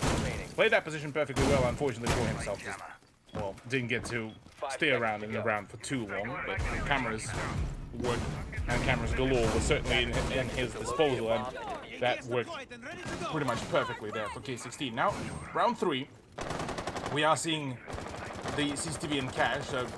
Oddly enough, the site that is usually considered to be the main one to be played out as a tertiary one. Oh boy. I think the Warriors have just come into this week underestimating 16-20 Kings. 16-20 Kings have come in this week. They're doing something weird and wonderful. They're doing something a little bit... It's not like it's completely new strategies that we've never seen, but it's those strategies that are sort of fringe in the comp scene at the moment. I mean, even the setup they're doing now is something that Empire were running during 6 Invitational. No, sorry, not even 6 Invitational. It was the Major at the end of last year. This lounge hold with the shield on a CCTV site with the wall being open. I mean, having that, we've talked how crucial it is, especially in the late rounds, having that vertical pressure. Oh, Lonely, that was dirty. The way how he just absolutely shut down Culture without even the breaching charge blowing out. But yeah, look, the way how they've established their position, even if the push happens, matter of fact, they want that push to happen into the actual site. The C4 play could be absolutely plentiful, or even just the vertical play, albeit, unfortunately, Chef Jeff died, and he was the only one who had the C4. But this could be big. Oh no, KG is in a lot of trouble. He's going to stick it out, though. He doesn't completely get removed from the angle. Has the magnets, and the asphyxiating bolts are going to, unfortunately, do most of his health. The shots from the saw as well are going to contribute to the damage that he suffered. But you look at all these angles. They're not the conventional angles that you'd be expecting. Ooh. Tester takes Jordo down. Absolutely drops him. Absolutely destroyed and denied the opportunity. Testa is in a very interesting position. I say that completely dumpsters bopped as well. Warriors, yeah, look, they got caught flustered, and 16-20 Kings almost feel like they've almost overdone their homework there. I say that though, good clean refrag onto KJ at least. The crazy thing is they do have the 2 operators that could clutch this up. They've got a Finker and a Thermite. And the Fragmite is a thing for a reason in this game right now. They have to get themselves up into the site, though, to look for the plant. Trying to cover their bases. Lonely has 1 toxic canister left, and there's 20-odd seconds in play. So they should be able to deny that push from Raft as Tester on storage stairs right now. Might be able to flank in behind Schmidt, who is just crouch walking his way up red. He should be there in a second. Spots the tail end of someone, but misses out onto Lonely. And he's just been allowed to get through. Finds Machine as well. Tester has to come up clutch. Shant is on the plant. Do they have the coverage? No, they don't. Schmidt takes some big damage. Tester doesn't have the mag size to contest this. Nano boost to come out. Hit spotted. Tester rips the head off of Schmidt, but Shant is on the job. That was too close for comfort, but the Warriors eke it out. Yeah, look, again, that sort of kind of flank play didn't particularly wasn't particularly expected there by 1620 Kings, and you can see that kind of a little bit of a stressed initial look by Bob, but back into the swing of things, the man is looking to just keep on doing what he did. Look, it's a little bit of a odd result given that, well, K16 had the sort of utility, they had the number of pieces of utility like barbed wire, like the I think one of them had the bulletproof camera as well, to at least possibly be put down to indicate that there might be some sort of a push through the red stairs.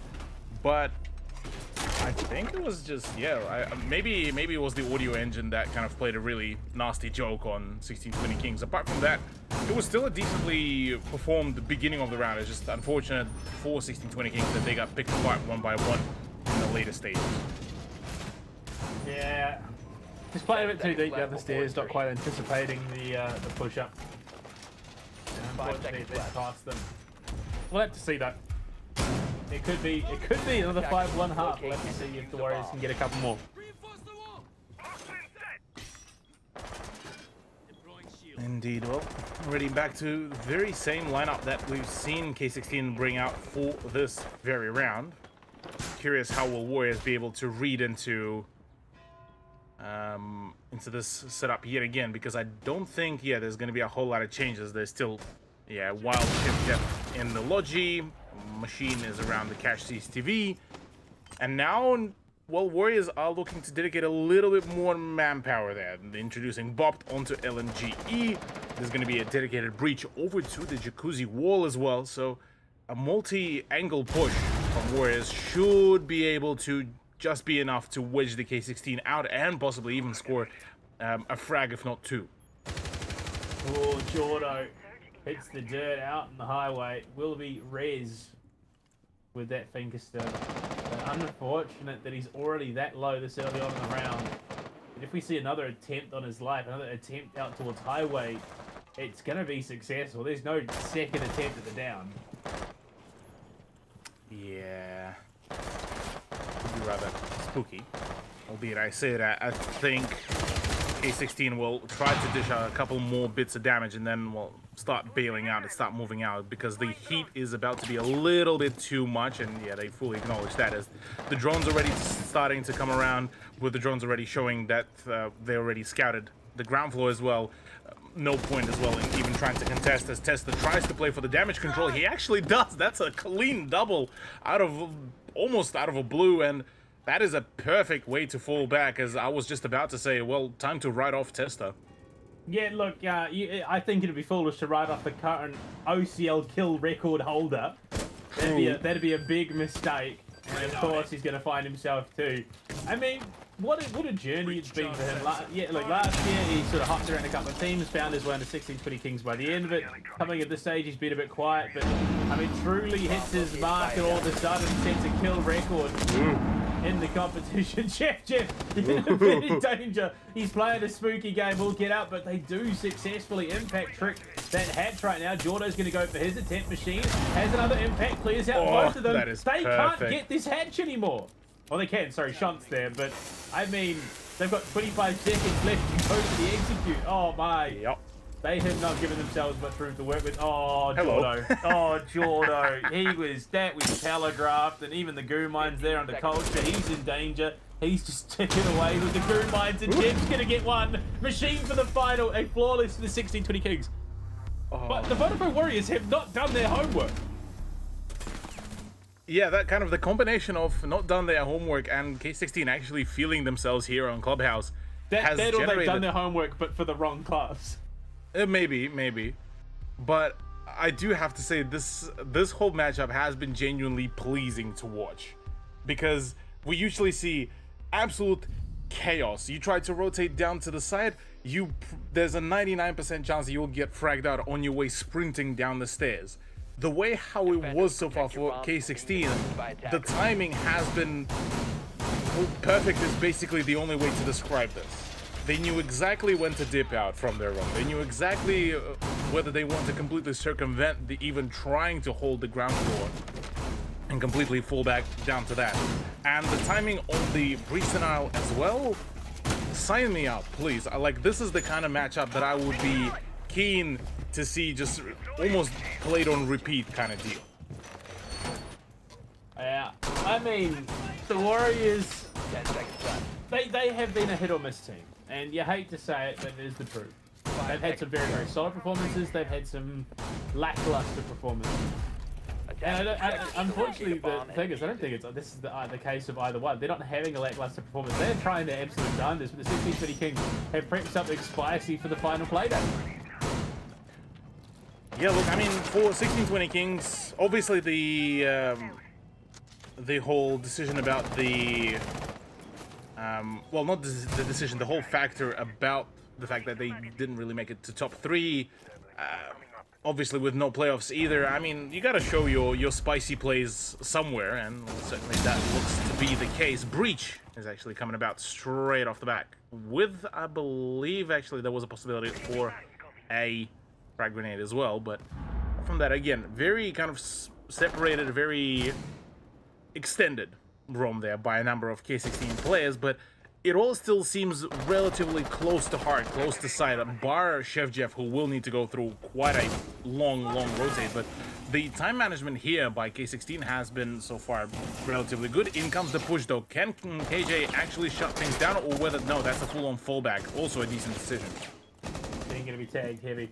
And you mentioned, 1620 Kings missing out on third. If they win this in regulation, they actually steal third, which is kind of insane given the season that they've been having. Vodafone Warriors as well, looking to hold on. There is just so much coming into this matchup. Both teams desperately looking for the win here. Warriors, they can afford to drop overtime, but they need to go for overtime, and Culture just eats half of a nitro cell there, almost losing his shins to Chef Jeff. Yeah, Ready Tester taking quite a chunk of damage. Machine is basically on the death's door and, well, finally downed as well.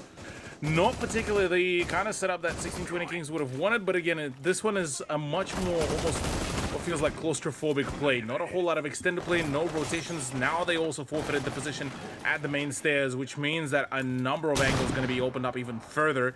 And as it stands, yeah, look, not a lot of wiggling room. So each one of those K16 players will have to win their plays rather decisively. And that Reterra drone as well, on top of that, will be eliminating so much of that safe room. The unfortunate thing being, though, it's 36 seconds remaining, and it's looking dicey, given there's still 10 players alive in the server. Toxic canisters galore will lock down that push from Con. KJ could definitely deny the push in through the window from Highway. Ooh, spots a pixel, gets an inkling that there's someone out there. Tester finds the first on a bot. The reset of the Saria gate will be answered back by a kill on the machine. Toxic canister covers the Con doorway. The push in is huge. It's big kills across the board, but it's down to Lonely to try and clutch up.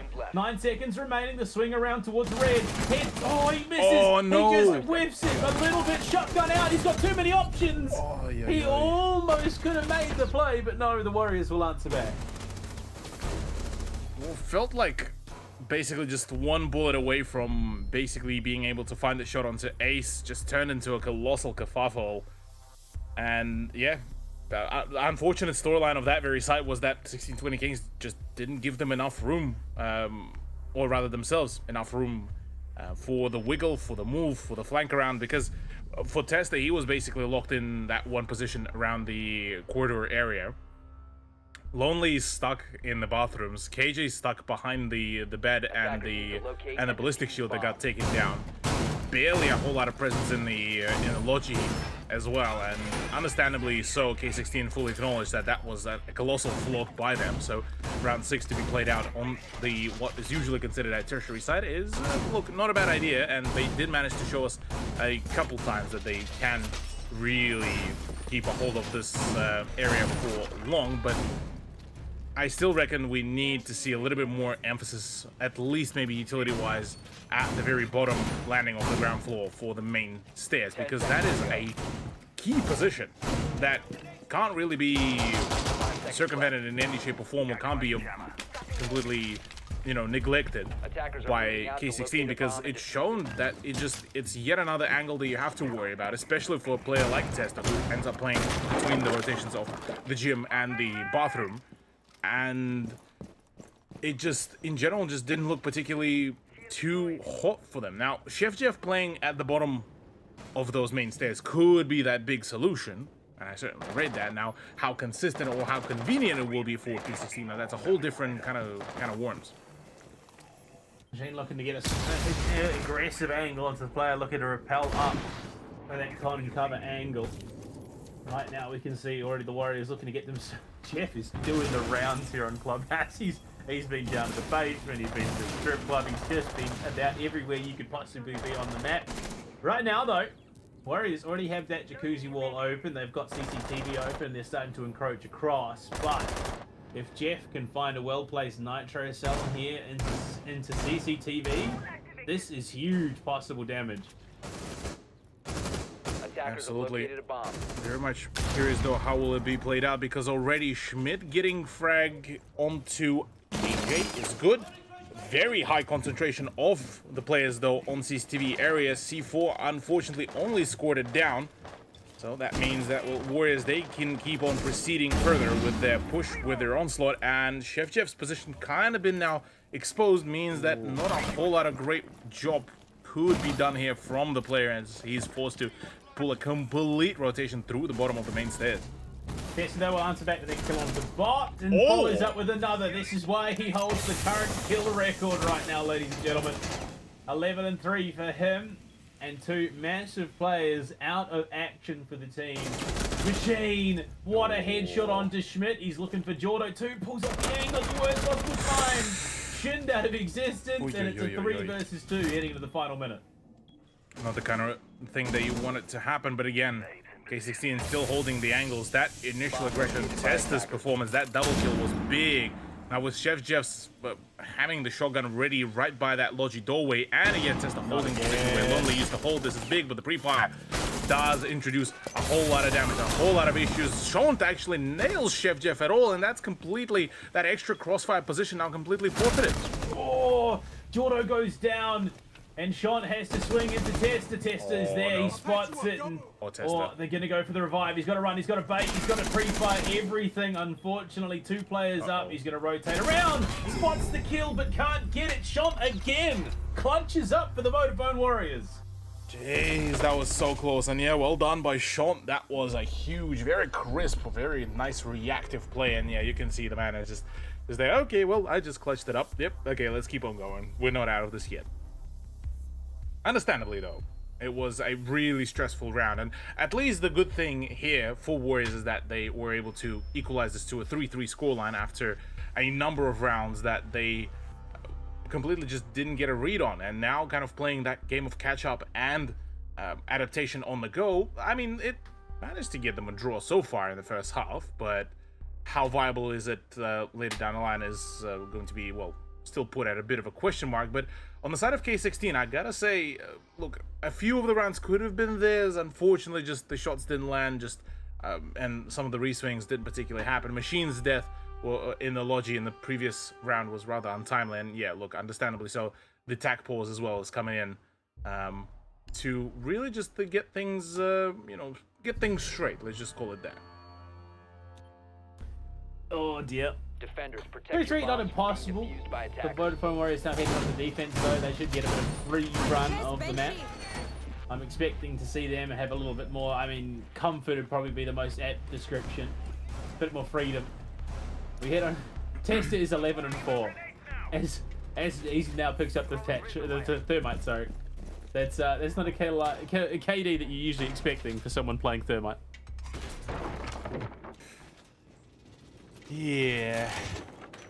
Hey, look, the story of Fragmite, I suppose, continues here. He whether has, it was Sean. so if you add up the rest of his team's kills right now, they are beating collectively Tester by 2 kills. Attackers are moving out to locate. Just shows that how impactful the man was for the success of 1620 Kings, and in a similar way how Bopt was previously on a number of previous matches as well. It's good to see that at least on the side of at least one man's fragging department, he started to gel well with the rest of the team. Schmidt trying to clear out some drones towards Garage. You look at Culture, he's down in Oil Pit as well. KJ is going to spot him there with the drone, and I believe, yeah, Culture just missed on the recoil there and wasn't able to capture the drone for himself, or kill the drone rather for himself. Schmidt's position though, if they can find this, I mean, that's going to do absolute work in taking apart this defensive lineup. Ready. Chef Jeff back into the swing of things on Buck. We remember how deadly that man was on the Buck, on Zafir. Those opening / soft breaching rolls, just been absolutely doing the absolute work there for himself and the team. As it stands, oddly enough, Warriors opted to go for a much more kind of turtle-like setup here, where they just basically just hang around just the site with the Cade as well on board, which will be making things a whole lot more difficult. But in saying that, it could be actually a much more safer idea, whereas with 1620 Kings, they obviously tried to play for that flexibility, for that mobility. Here for Warriors, look, they know their strengths. They know that they don't per se want to really aggress, given just how dangerous can 1620 Kings be if you give them enough room. And exactly that, well, they're really looking to shut things down. I say that Testa still somehow finds a kill into Schmidt. And then goes straight for the exothermic. Bot not even in a position to go for the impact trick there, as he's already been forced out by huge amounts of damage. Look at just the tentative nature in which Warriors are looking to hold on against this push. They're all playing defensive angles. None of them are actually directly contesting any of the positions that K16 could be dropping into. Jordo as well having to relocate. They're all playing it so nervous. Nervous is probably, yeah, the best way to really describe this, because whilst, yes, Warriors were able to equalize the round count, it was off the back of those big, almost clutch plays. Frag grenade out, oh, just on the final roll, ends up getting eaten up by the ADS. But Culture now got basically a hint that, hey, there's about to be quite some heat coming your way. C4 used up to literally 0 fruition. But with 23 seconds, it's going to be an absolute bloodbath, Panda.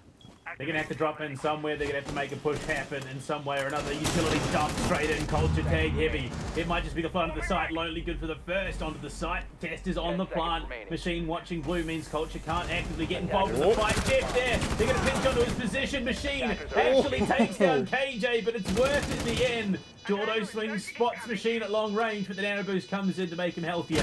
They know he's in church. They've locked it down. The plant is underway. Jeff is going to be playing on that shield, watching the angle. Of course he is. He's the one looking to get aggressive, and of course he closes it out. 1620 Kings. My God, what an attacking round.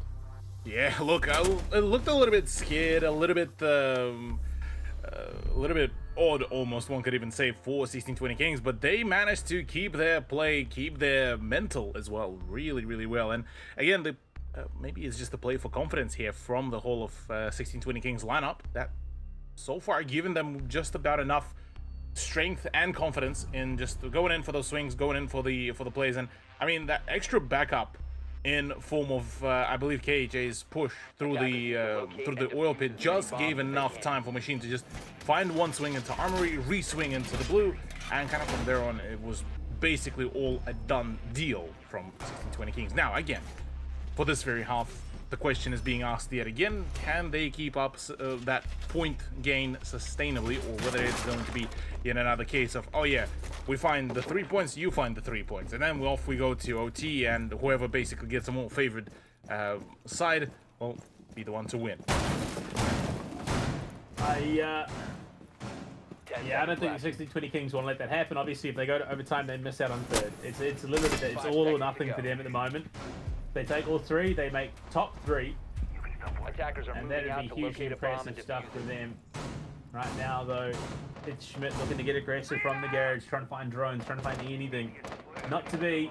It's K16 not quite going to commit just yet. They will start popping that door, and Schmidt He's playing around the garage stairs. The drone should, force him out. He's going to play defensively. He doesn't want to overcommit. Yeah, knowing that K16 is absolutely just feeling all warmed up and ready to roll, deciding to fall back has been a decent idea, albeit now that the initial set of drones already gone past the doorway, his position shouldn't be really revealed, as Machine is actually expecting some pressure from the oil pit, but none will come. And in saying that, well, full control of the garage is certainly there. The drones completely scattered it out, but interestingly enough, it seems like K16 are actually going to opt into a complete top-down clear with the drones plus Machine to clear out the near vicinity. Yeah, I'm excited by Tester on the fuse, though. I mean, he was already a terror above the site. Can you only imagine what he can do with the fuse charges in play? The shots onto the drone that revealed Schmidt's position, the impact grenade onto Machine as well will trigger the audio cue and reveal his position. He's fine though. Nano boost is still available. I mean, the Warriors are playing so scared right now, and for good reason. Oh yeah, there's a really good reason behind that kind of all paced down and very scared plays, purely for the fact that just you look at even the defense before, it was absolutely scary, nasty. Fuse charge, oh, the C4 with it as well comes around. Unfortunately, the fuse of Tester doesn't get to live around for too long. And that early frag, that is good. Essentially, Warriors now adjusting to play 4 picks, essentially waiting for the attack to come into their hands. And finding that early frag with the C4 actually would do a great deal of work against 1620 Kings. And they're going to get themselves in it with a plan, though. They can start to open things up, and Schmidt will get the impact trick off at the cost of his life, unfortunately. Another one to follow, but it's not going to get the unfortunate Selma charge positioning that it needed to. So the follow-up Selma should be good. Bot going to re-attempt the impact trick. No, it's not good enough. That is a missed opportunity. We now hit the final 40. You can see K16 primed and ready to enter down into the bottom level of this building. Machine again towards blue, popping open some of those angles, looking for the long shot into the church. KJ primed and ready to drop down the hatch. Jet ready to go. Bottom main stairs as well. They've got Ashwall open.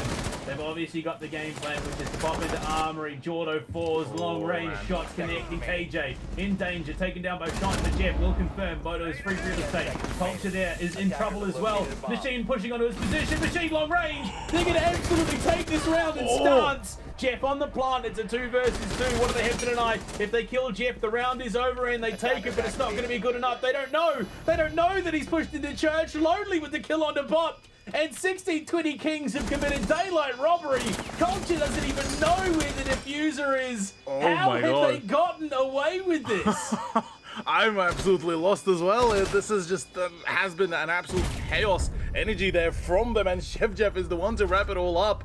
The leader of the gang that just committed the absolute crime and, well, struck the payday there as well. Absolutely clinical. And yeah, look, still a point of concern that it was allowed to get to being this close, but it seemed like it was just all calm and collected kind of play there from K16, as much as one would have been looking a little bit more scared about it. I mean, the transition, the successful bait and switch. They opened Ash Wall to make it look like their intention was to go into Armory, and then snuck in through Moto, finishing off Jordo, get the plant down deep into church, and even the Vodafone Warriors were convinced that it was an Armory plant.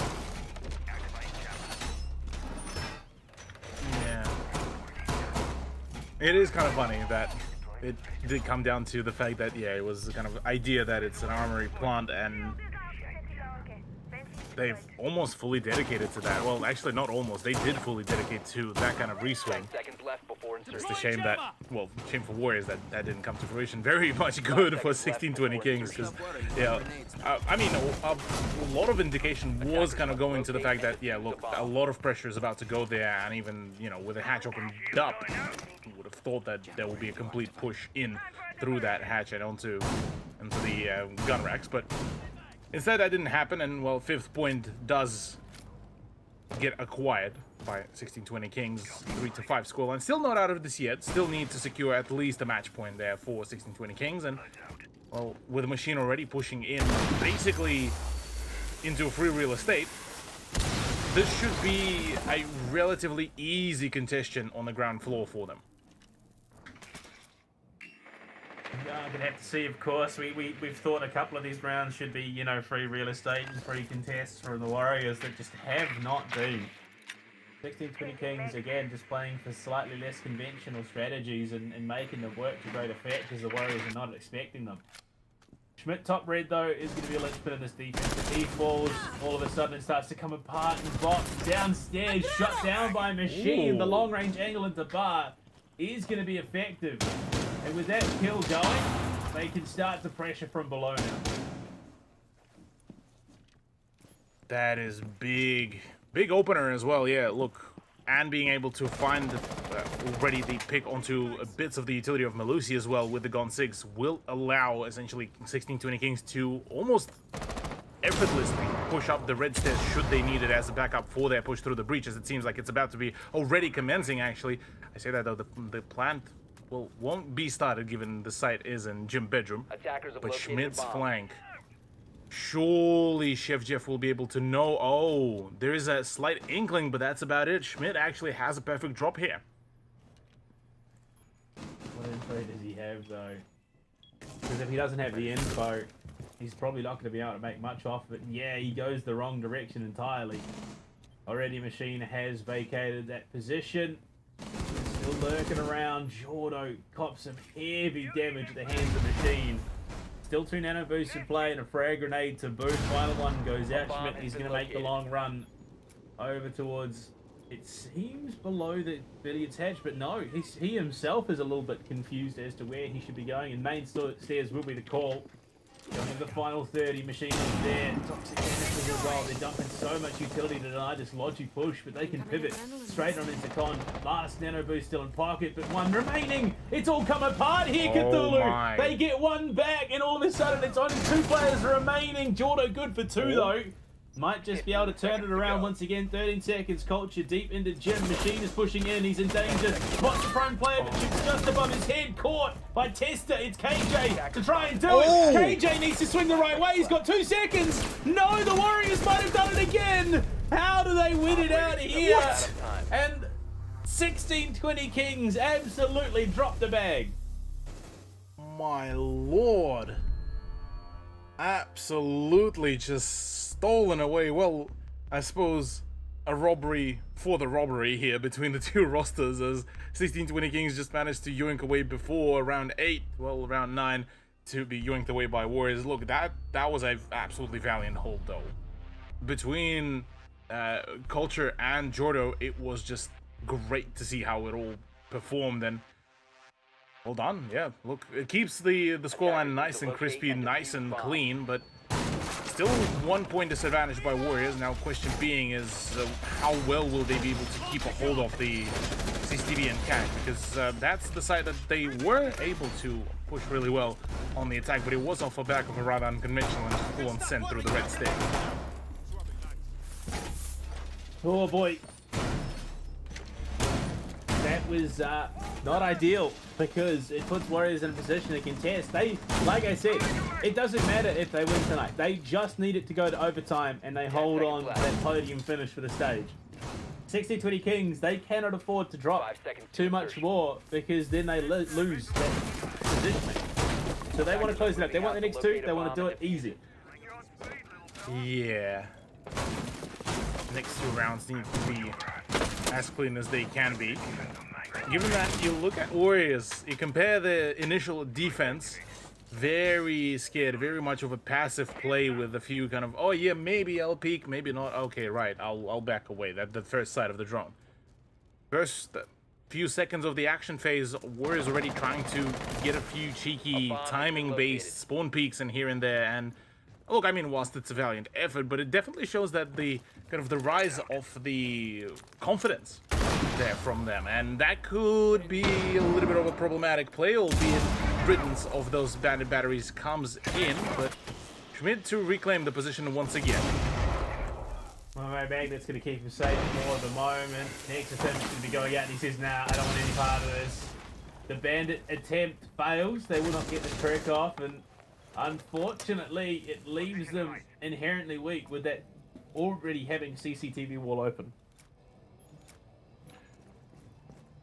Oh. Yeah.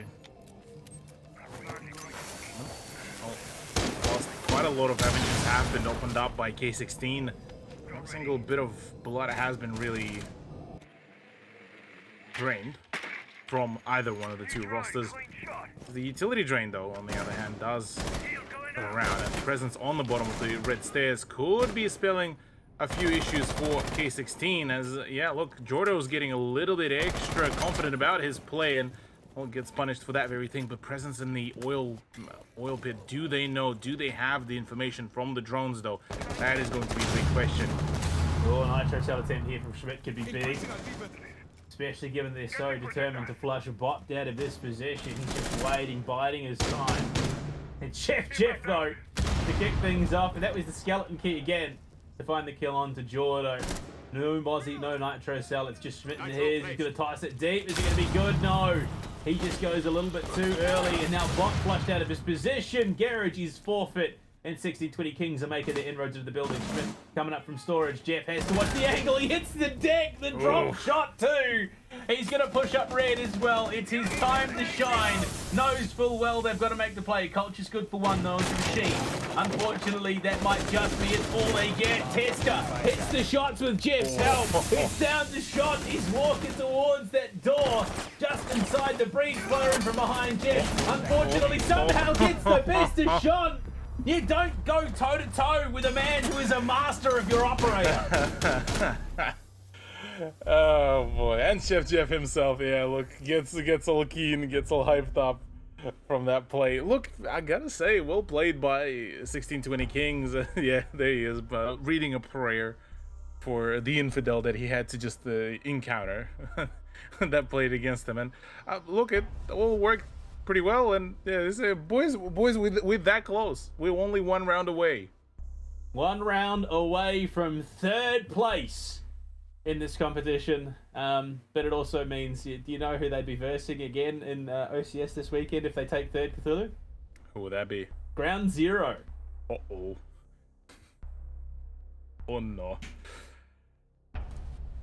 Oh, look, I mean, at least it's gonna be a good learning experience as well. Ground Zero is not too shabby of a team either, so honestly, I'd still say that the prospects are certainly there. If both teams would be able to showcase their best, I reckon we would have quite a banger of a matchup on our hands for OCS. Oh, look, I think there is every conceivable possibility that 1620 Kings can come in and do a bit of damage. Best of one as well, so that first round, honestly, I'm expecting some spicy results. Absolutely. Spicy results could certainly, or rather just spice galore in general, could be the name of the game once OCS does come about. Given that it will be kind of the big showcase of kind of how CL and OCN teams do kind of gel against each other. Good, and by the way, point out by Sky on that piece of wall that has been destroyed by the stage that could be providing some really good sightlines. And interestingly enough, well, the door has been opened up, but well, the drones got completely ridden off. As for that opening, look, it provides quite a number of really good angles, even from up above, from the construction hatch, and last moment openings are certainly there. As it stands, Warriors actually starting to lean a little bit more into that kind of flexible angle setup, so I read that. Very much so. I'm excited because Cthulhu, 2 rounds, we get overtime. 1 round, 1620 Kings hold on and take 3rd place by force, despite the rough start to the season, despite everything that has happened to them since the end of last year. This is their chance to shine, to make it happen, take it to themselves. CCTV defense, first minute already burnt. K16 looking, trying to stir Schmidt on this impact trick. And, well, sorry, bandit trick. Jordo swings out and finds the machine, though. The exothermic going to be going out. Schmidt, yeah, he's just timed it again. 1620 Kings, they lose 1 but get the opening. get the opening, but this would have been actually a big player to keep a hold of, at least around the AC area, while Chef Jeff is still able to keep on pushing his own push. Oh no, that timing is rather unfortunate there for Schmidt. It would have been good to have some sort of pressure onto the con, but that actually provided that very full sense of security that actually works perfectly here, and Chef Jeff goes in for the rotation, fully acknowledging and getting the sound cue that there is presence. Oh no, wait, that's not the time to switch over to the shotgun. Missed opportunity, Jeff. Ay, He's also right up there with Tester right now, 13 and 5 for himself. He's in a dangerous wee spot, and that laser's not going to be helping him any. They want to clear this out. No, no, underarm the EMP KJ. You can't be. Oh, I think he's missed the opportunity there again. No, it's time. That hits it. Okay, just about. I thought he just bounced it a bit too far. Jeffen just stopped, trying to clear out from below with the skeleton keep. There's a player in bar. They're going to collect him, Jordo, for a second in the round.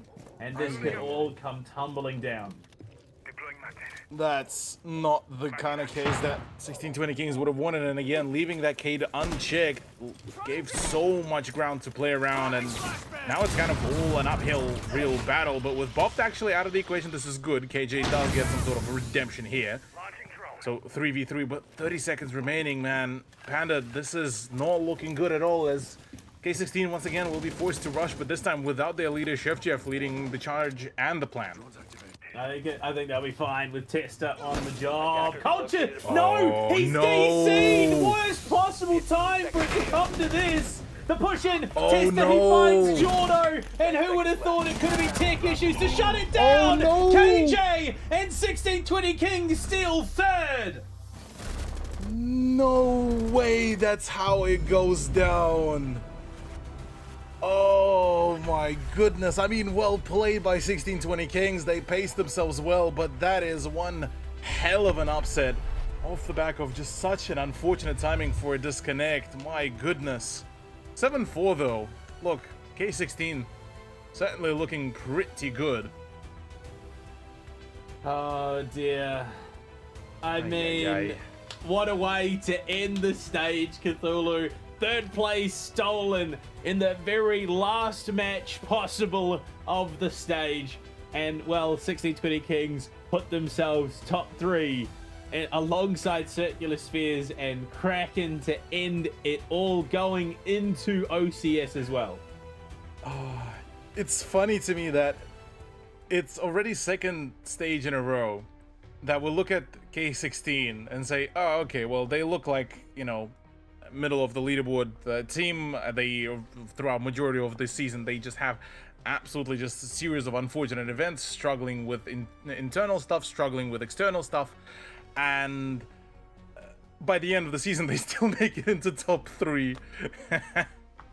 I think it just speaks to not just Chef Jeff's leadership abilities, but the team as a whole and how dedicated they are to make it all work. They knew that this was a rebuild period. A rebuild period that still culminates in a top 3 finish. Yeah. Top 3 finish is at the moment is just looking like, well, it's a perfect setup really here for K16, at least even within just the context of stage 1. Having that third place, having that top 3 is a huge booster to the morale, and already against Warriors, a team that we've been kind of about to crown the next big team to really go into the contentions in the top ends of the leaderboard, dethroning them in this kind of scoreline, that's a very formidable play, especially in a clubhouse. Yeah, I mean, they really did put on a showcase, and they brought it there. They brought their absolute best. I mean, you test a Chef Jeff just consistently hitting their frags, hitting their numbers, finding those openings for the team, despite some absolute nail-biter clutches out of the Warriors. It was probably one of the best games we've had all stage. Oh, yeah. Absolutely. No, this has been a genuine pleasure to watch how this whole matchup unraveled.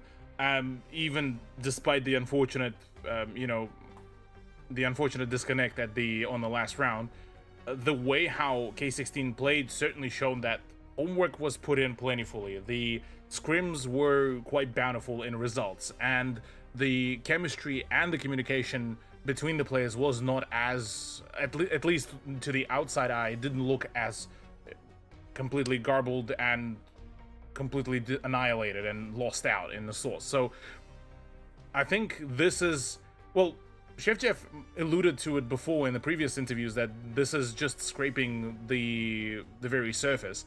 I think we are starting to dig deeper into what actual potential K16 do have. Oh, most definitely. I think this is a glimpse at what they could potentially be come the end of next stage. I mean, the top 3 finish in a rebuild phase, going into a next stage.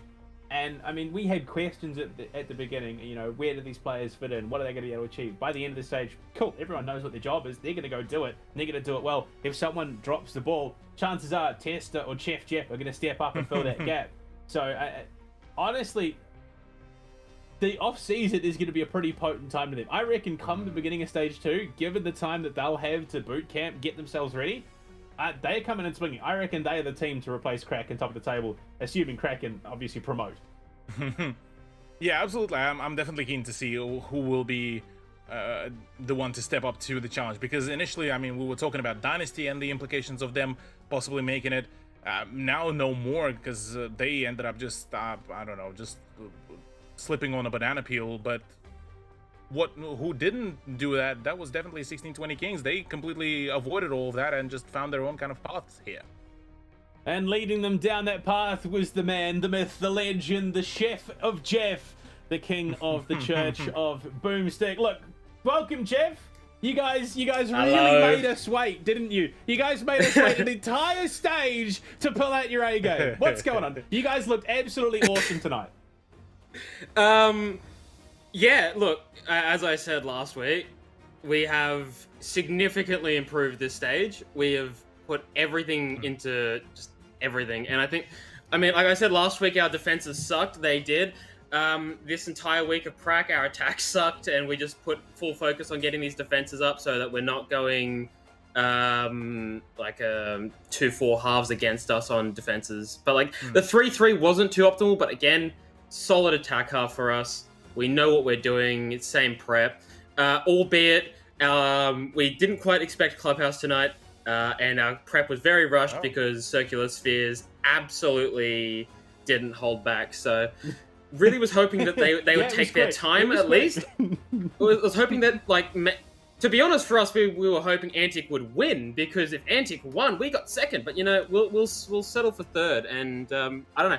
The improvement has come a long way from going 1-3 in the first 4 games to finishing off in a 3-game win streak. I don't know. It just says a lot about the improvement that the team has put in, and all the work that we've done has just paid off. Absolutely. Look, I mean, run us through just the kind of general kind of communication setup as well with you guys, because on your defense, I mean, you said that you've guys been putting in the hours and the effort into all of that. The timing on a number of your defensive rounds, especially in the fallback from the roams, has been almost clinical. Has it been off the back of just the information game? Was it just a hunch? Was it just the prep that has been going into? What's the key to success? Well, given that we can, so on those basement rooms that we had, given that we can trust Tester in a solo gunfight constantly, he 1v2s, 1v1s people, it's like, he's just the best. But like Machine and myself, like we've been playing the game together for about a year and a bit now. We work very well together. We know how to synergize well in these rooms, and we know exactly when to pull back. We get a pick, we pull back. We get a couple of drones, we feel too much pressure, just back off, pull back, move wherever, move around, back to site.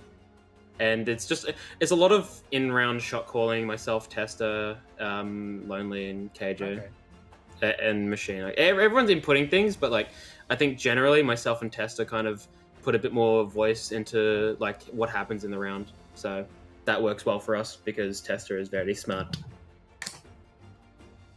Now, look, let's turn our attention to the immediate conversation. So this weekend, Oceanic Championship Series. You guys, if you had dropped this map, the difference between the teams you were versing, if you had lost, was the Chiefs. And with you winning is now astronomical. It's astronomical differences, honestly. Like, we were going to this game, so it's like, okay, so Altered Zelia's forfeiting their game. Dynasty, like, they're above us, so if we lose, we play Chiefs. So it's like, we kind of don't want to lose. So, yeah. we got the optimal result for us in the end, which was that win. The boys played really well, and yeah. Well, look, congratulations, Jeff. It's been absolutely great having you in the interview booth the last couple of weeks. We look forward to seeing you again this weekend, but before we let you head off, anyone you want to shout out? The boys, they've been working very hard. I think for this one, I want to especially shout out Machine. I think every single game that he has played this stage, he has been one of the most consistent players on our team, and it's a lot of recognition for... he just needs a bit of recognition for the performances that he's put in. And and the rest of the boys, like, we've all put in effort, but I don't think I've seen someone play as consistent in their first stage as Machine has. He's been doing numbers. 1620 Kings, we're getting our jerseys soon. It's a shame that we couldn't rep it this stage, but next stage we'll have the 1620 Kings merch. They should be arriving soon, and probably not for OCS, but you know, it's coming in, and I can't wait for that. They've been supporting us a lot. I love them. They're great. And yeah, shout out to you guys for casting such a great stage. Look, you guys make it all possible, of course. We'll let you head off, Jeff. We see you this weekend, though. Ground Zero may not be ready for the smoke. We'll have to see, Cthulhu. It is, it's given us a hell of a run up to the Oceanic Championship Series, which will be the closeout of our stage, of course. Imagine missing the Chiefs by that much. Yeah, it was quite a close bullet that was dodged there by 1620 Kings. But I mean, what a way to do it. An absolutely stunner of a performance from them. An absolutely just phenomenal upset as well to a certain degree. Yeah, look, I'm genuinely very much keen to see what will K16 bring comes the second stage. Well, let's have a look at our results tonight, even though the list is a bit shorter than we're usually expecting, of course. A 7-1 victory for the Circular Spheres shook up the 1620 Kings and made them bring their A game against the Vodafone Warriors. 7-1 in their first match, 7-4 in the second. The last two, obviously, forfeits with Dynasty and Kraken picking up the full 3 points for that one, Cthulhu. I mean, that is big. That is a hell of a play day. Unfortunately, we didn't get all 4 matches, but those 2 matches in themselves delivered to close out things. Yeah, I mean, what a way to do it, honestly. From a 7-1 scoreline from Circular Spheres against Antic, and to a 7-4 scoreline between 1620 Kings and Vodafone Warriors, I gotta say, it has been a pleasant surprise to a rather close stage. Let's just call it that. Yeah, I mean, I could not have predicted that it would go that way by the end of things. But let's have a cheeky look at the standings and see where it stands. It's been a long road. Kraken locked themselves out. In fact, even if they dropped another map, they still would have been clear by a single point, depending on who picked it up, of course. Circular Spheres second, 1620 Kings third, Vodafone Warriors fourth, Dynasty in fifth, LFWO, hold on, sixth, Antic R6, escape bottom of the table, despite living there for the majority of the stage, and Altered Zalios, unfortunately, in fifth. But look at how close second through fifth were. Oh yeah, basically 1 wins away from switching things around, and yeah, look. Honestly, this kind of standings is probably the last one that I've expected, bar maybe the Kraken's positioning, because we all believe in, you know, Kraken supremacy at this point. And honestly, look, well done to all the teams for putting up all the effort that they could, and shout out to Kraken for honestly just keeping up their form rather well, minus one of the hiccups. And the rest of the teams, look, I mean, Circular Spheres came in huge into this season. I've had my doubts. They were completely proven wrong. And for K16, their whole story has been absolutely amazing. I mean, highlighted by Chef Jeff himself.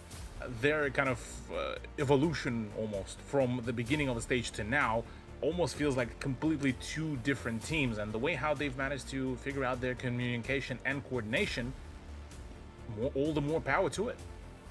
And it all comes to this weekend, of course, the Oceanic Championship Series. All 16 teams across the 2 competitions of Nationals and Challenger League going at it in a massive competition culminating in not just the promo relegations match, but that grand final at the end. First 2 rounds are best of 1, then we head into best of 3 territory with a best of 5 grand final. Cthulhu, single elim, there are no do-overs, there are no safety nets, and if anything can be said, there is potential for upset out of the OCL. Absolutely, yeah, look, that gauntlet to be ran is going to be absolutely huge to watch. And, well, whilst, yes, hearts will be broken for some of the bigger teams, but absolutely, there's great potential coming out of OCL to upset a number of OCN teams. And I think it's more so actually going to come down to how much OCN teams are prepared for all this, because whilst yes, Chiefs are amazing, Knights been looking hot, Bliss as well looking pretty solid, the rest of the teams, you know, there has been seen a number of rather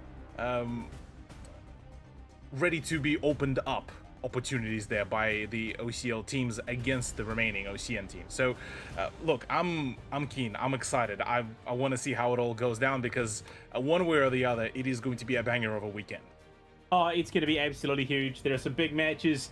We're going to be there, potentially. I'm hoping. I don't know for sure. But I'd have to say, given we cover half the competition, we should be there at least for one map. We'll have to see.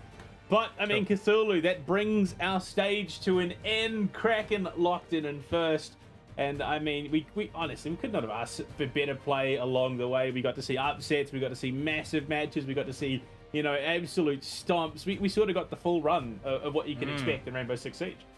Absolutely, yeah, we got the whole spectrum of it all, and honestly, I reckon Stage 2 will see an even bigger shakeup of the whole leaderboard. The teams that we would be expecting to even be on the middle of the leaderboard could be absolutely shut down, or maybe they would find that kind of the stride within them.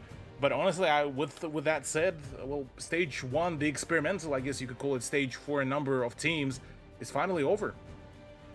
And we finish up the broadcast, turning our heads to this weekend. And look, Cthulhu, we're not biased or anything, but this weekend, we release the Kraken into the Nationals and look to see them promote. We'll see you then. Saturday, it all kicks off. Have a good one.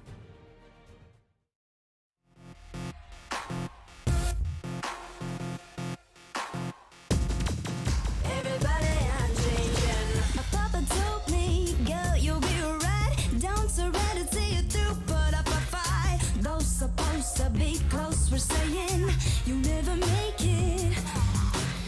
My sister said you think you're a superstar. I said watch your space or run round, yo. I wanna run around, but you said you'll never make it. Changing.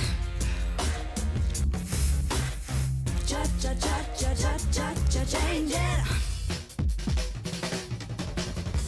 Cause everybody tryna tell me what to do. Changing. Butterfly alone while I am changing. Why don't you people just say yeah? Can't pull me out like a rabbit from a hat, 'cause I'm changing.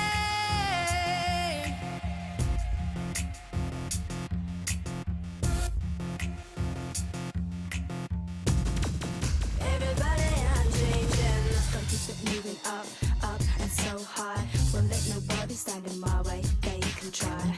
They'll be facing me dead on with my head on. You can bet on the fact that I'll be taking what's mine. I've got a grip on how this whole life thing works. It's dog eat dog, love and hate till it hurts. Compromise if the wise that despise others' lives. Rise above it all, love it all, and keep your spirits high.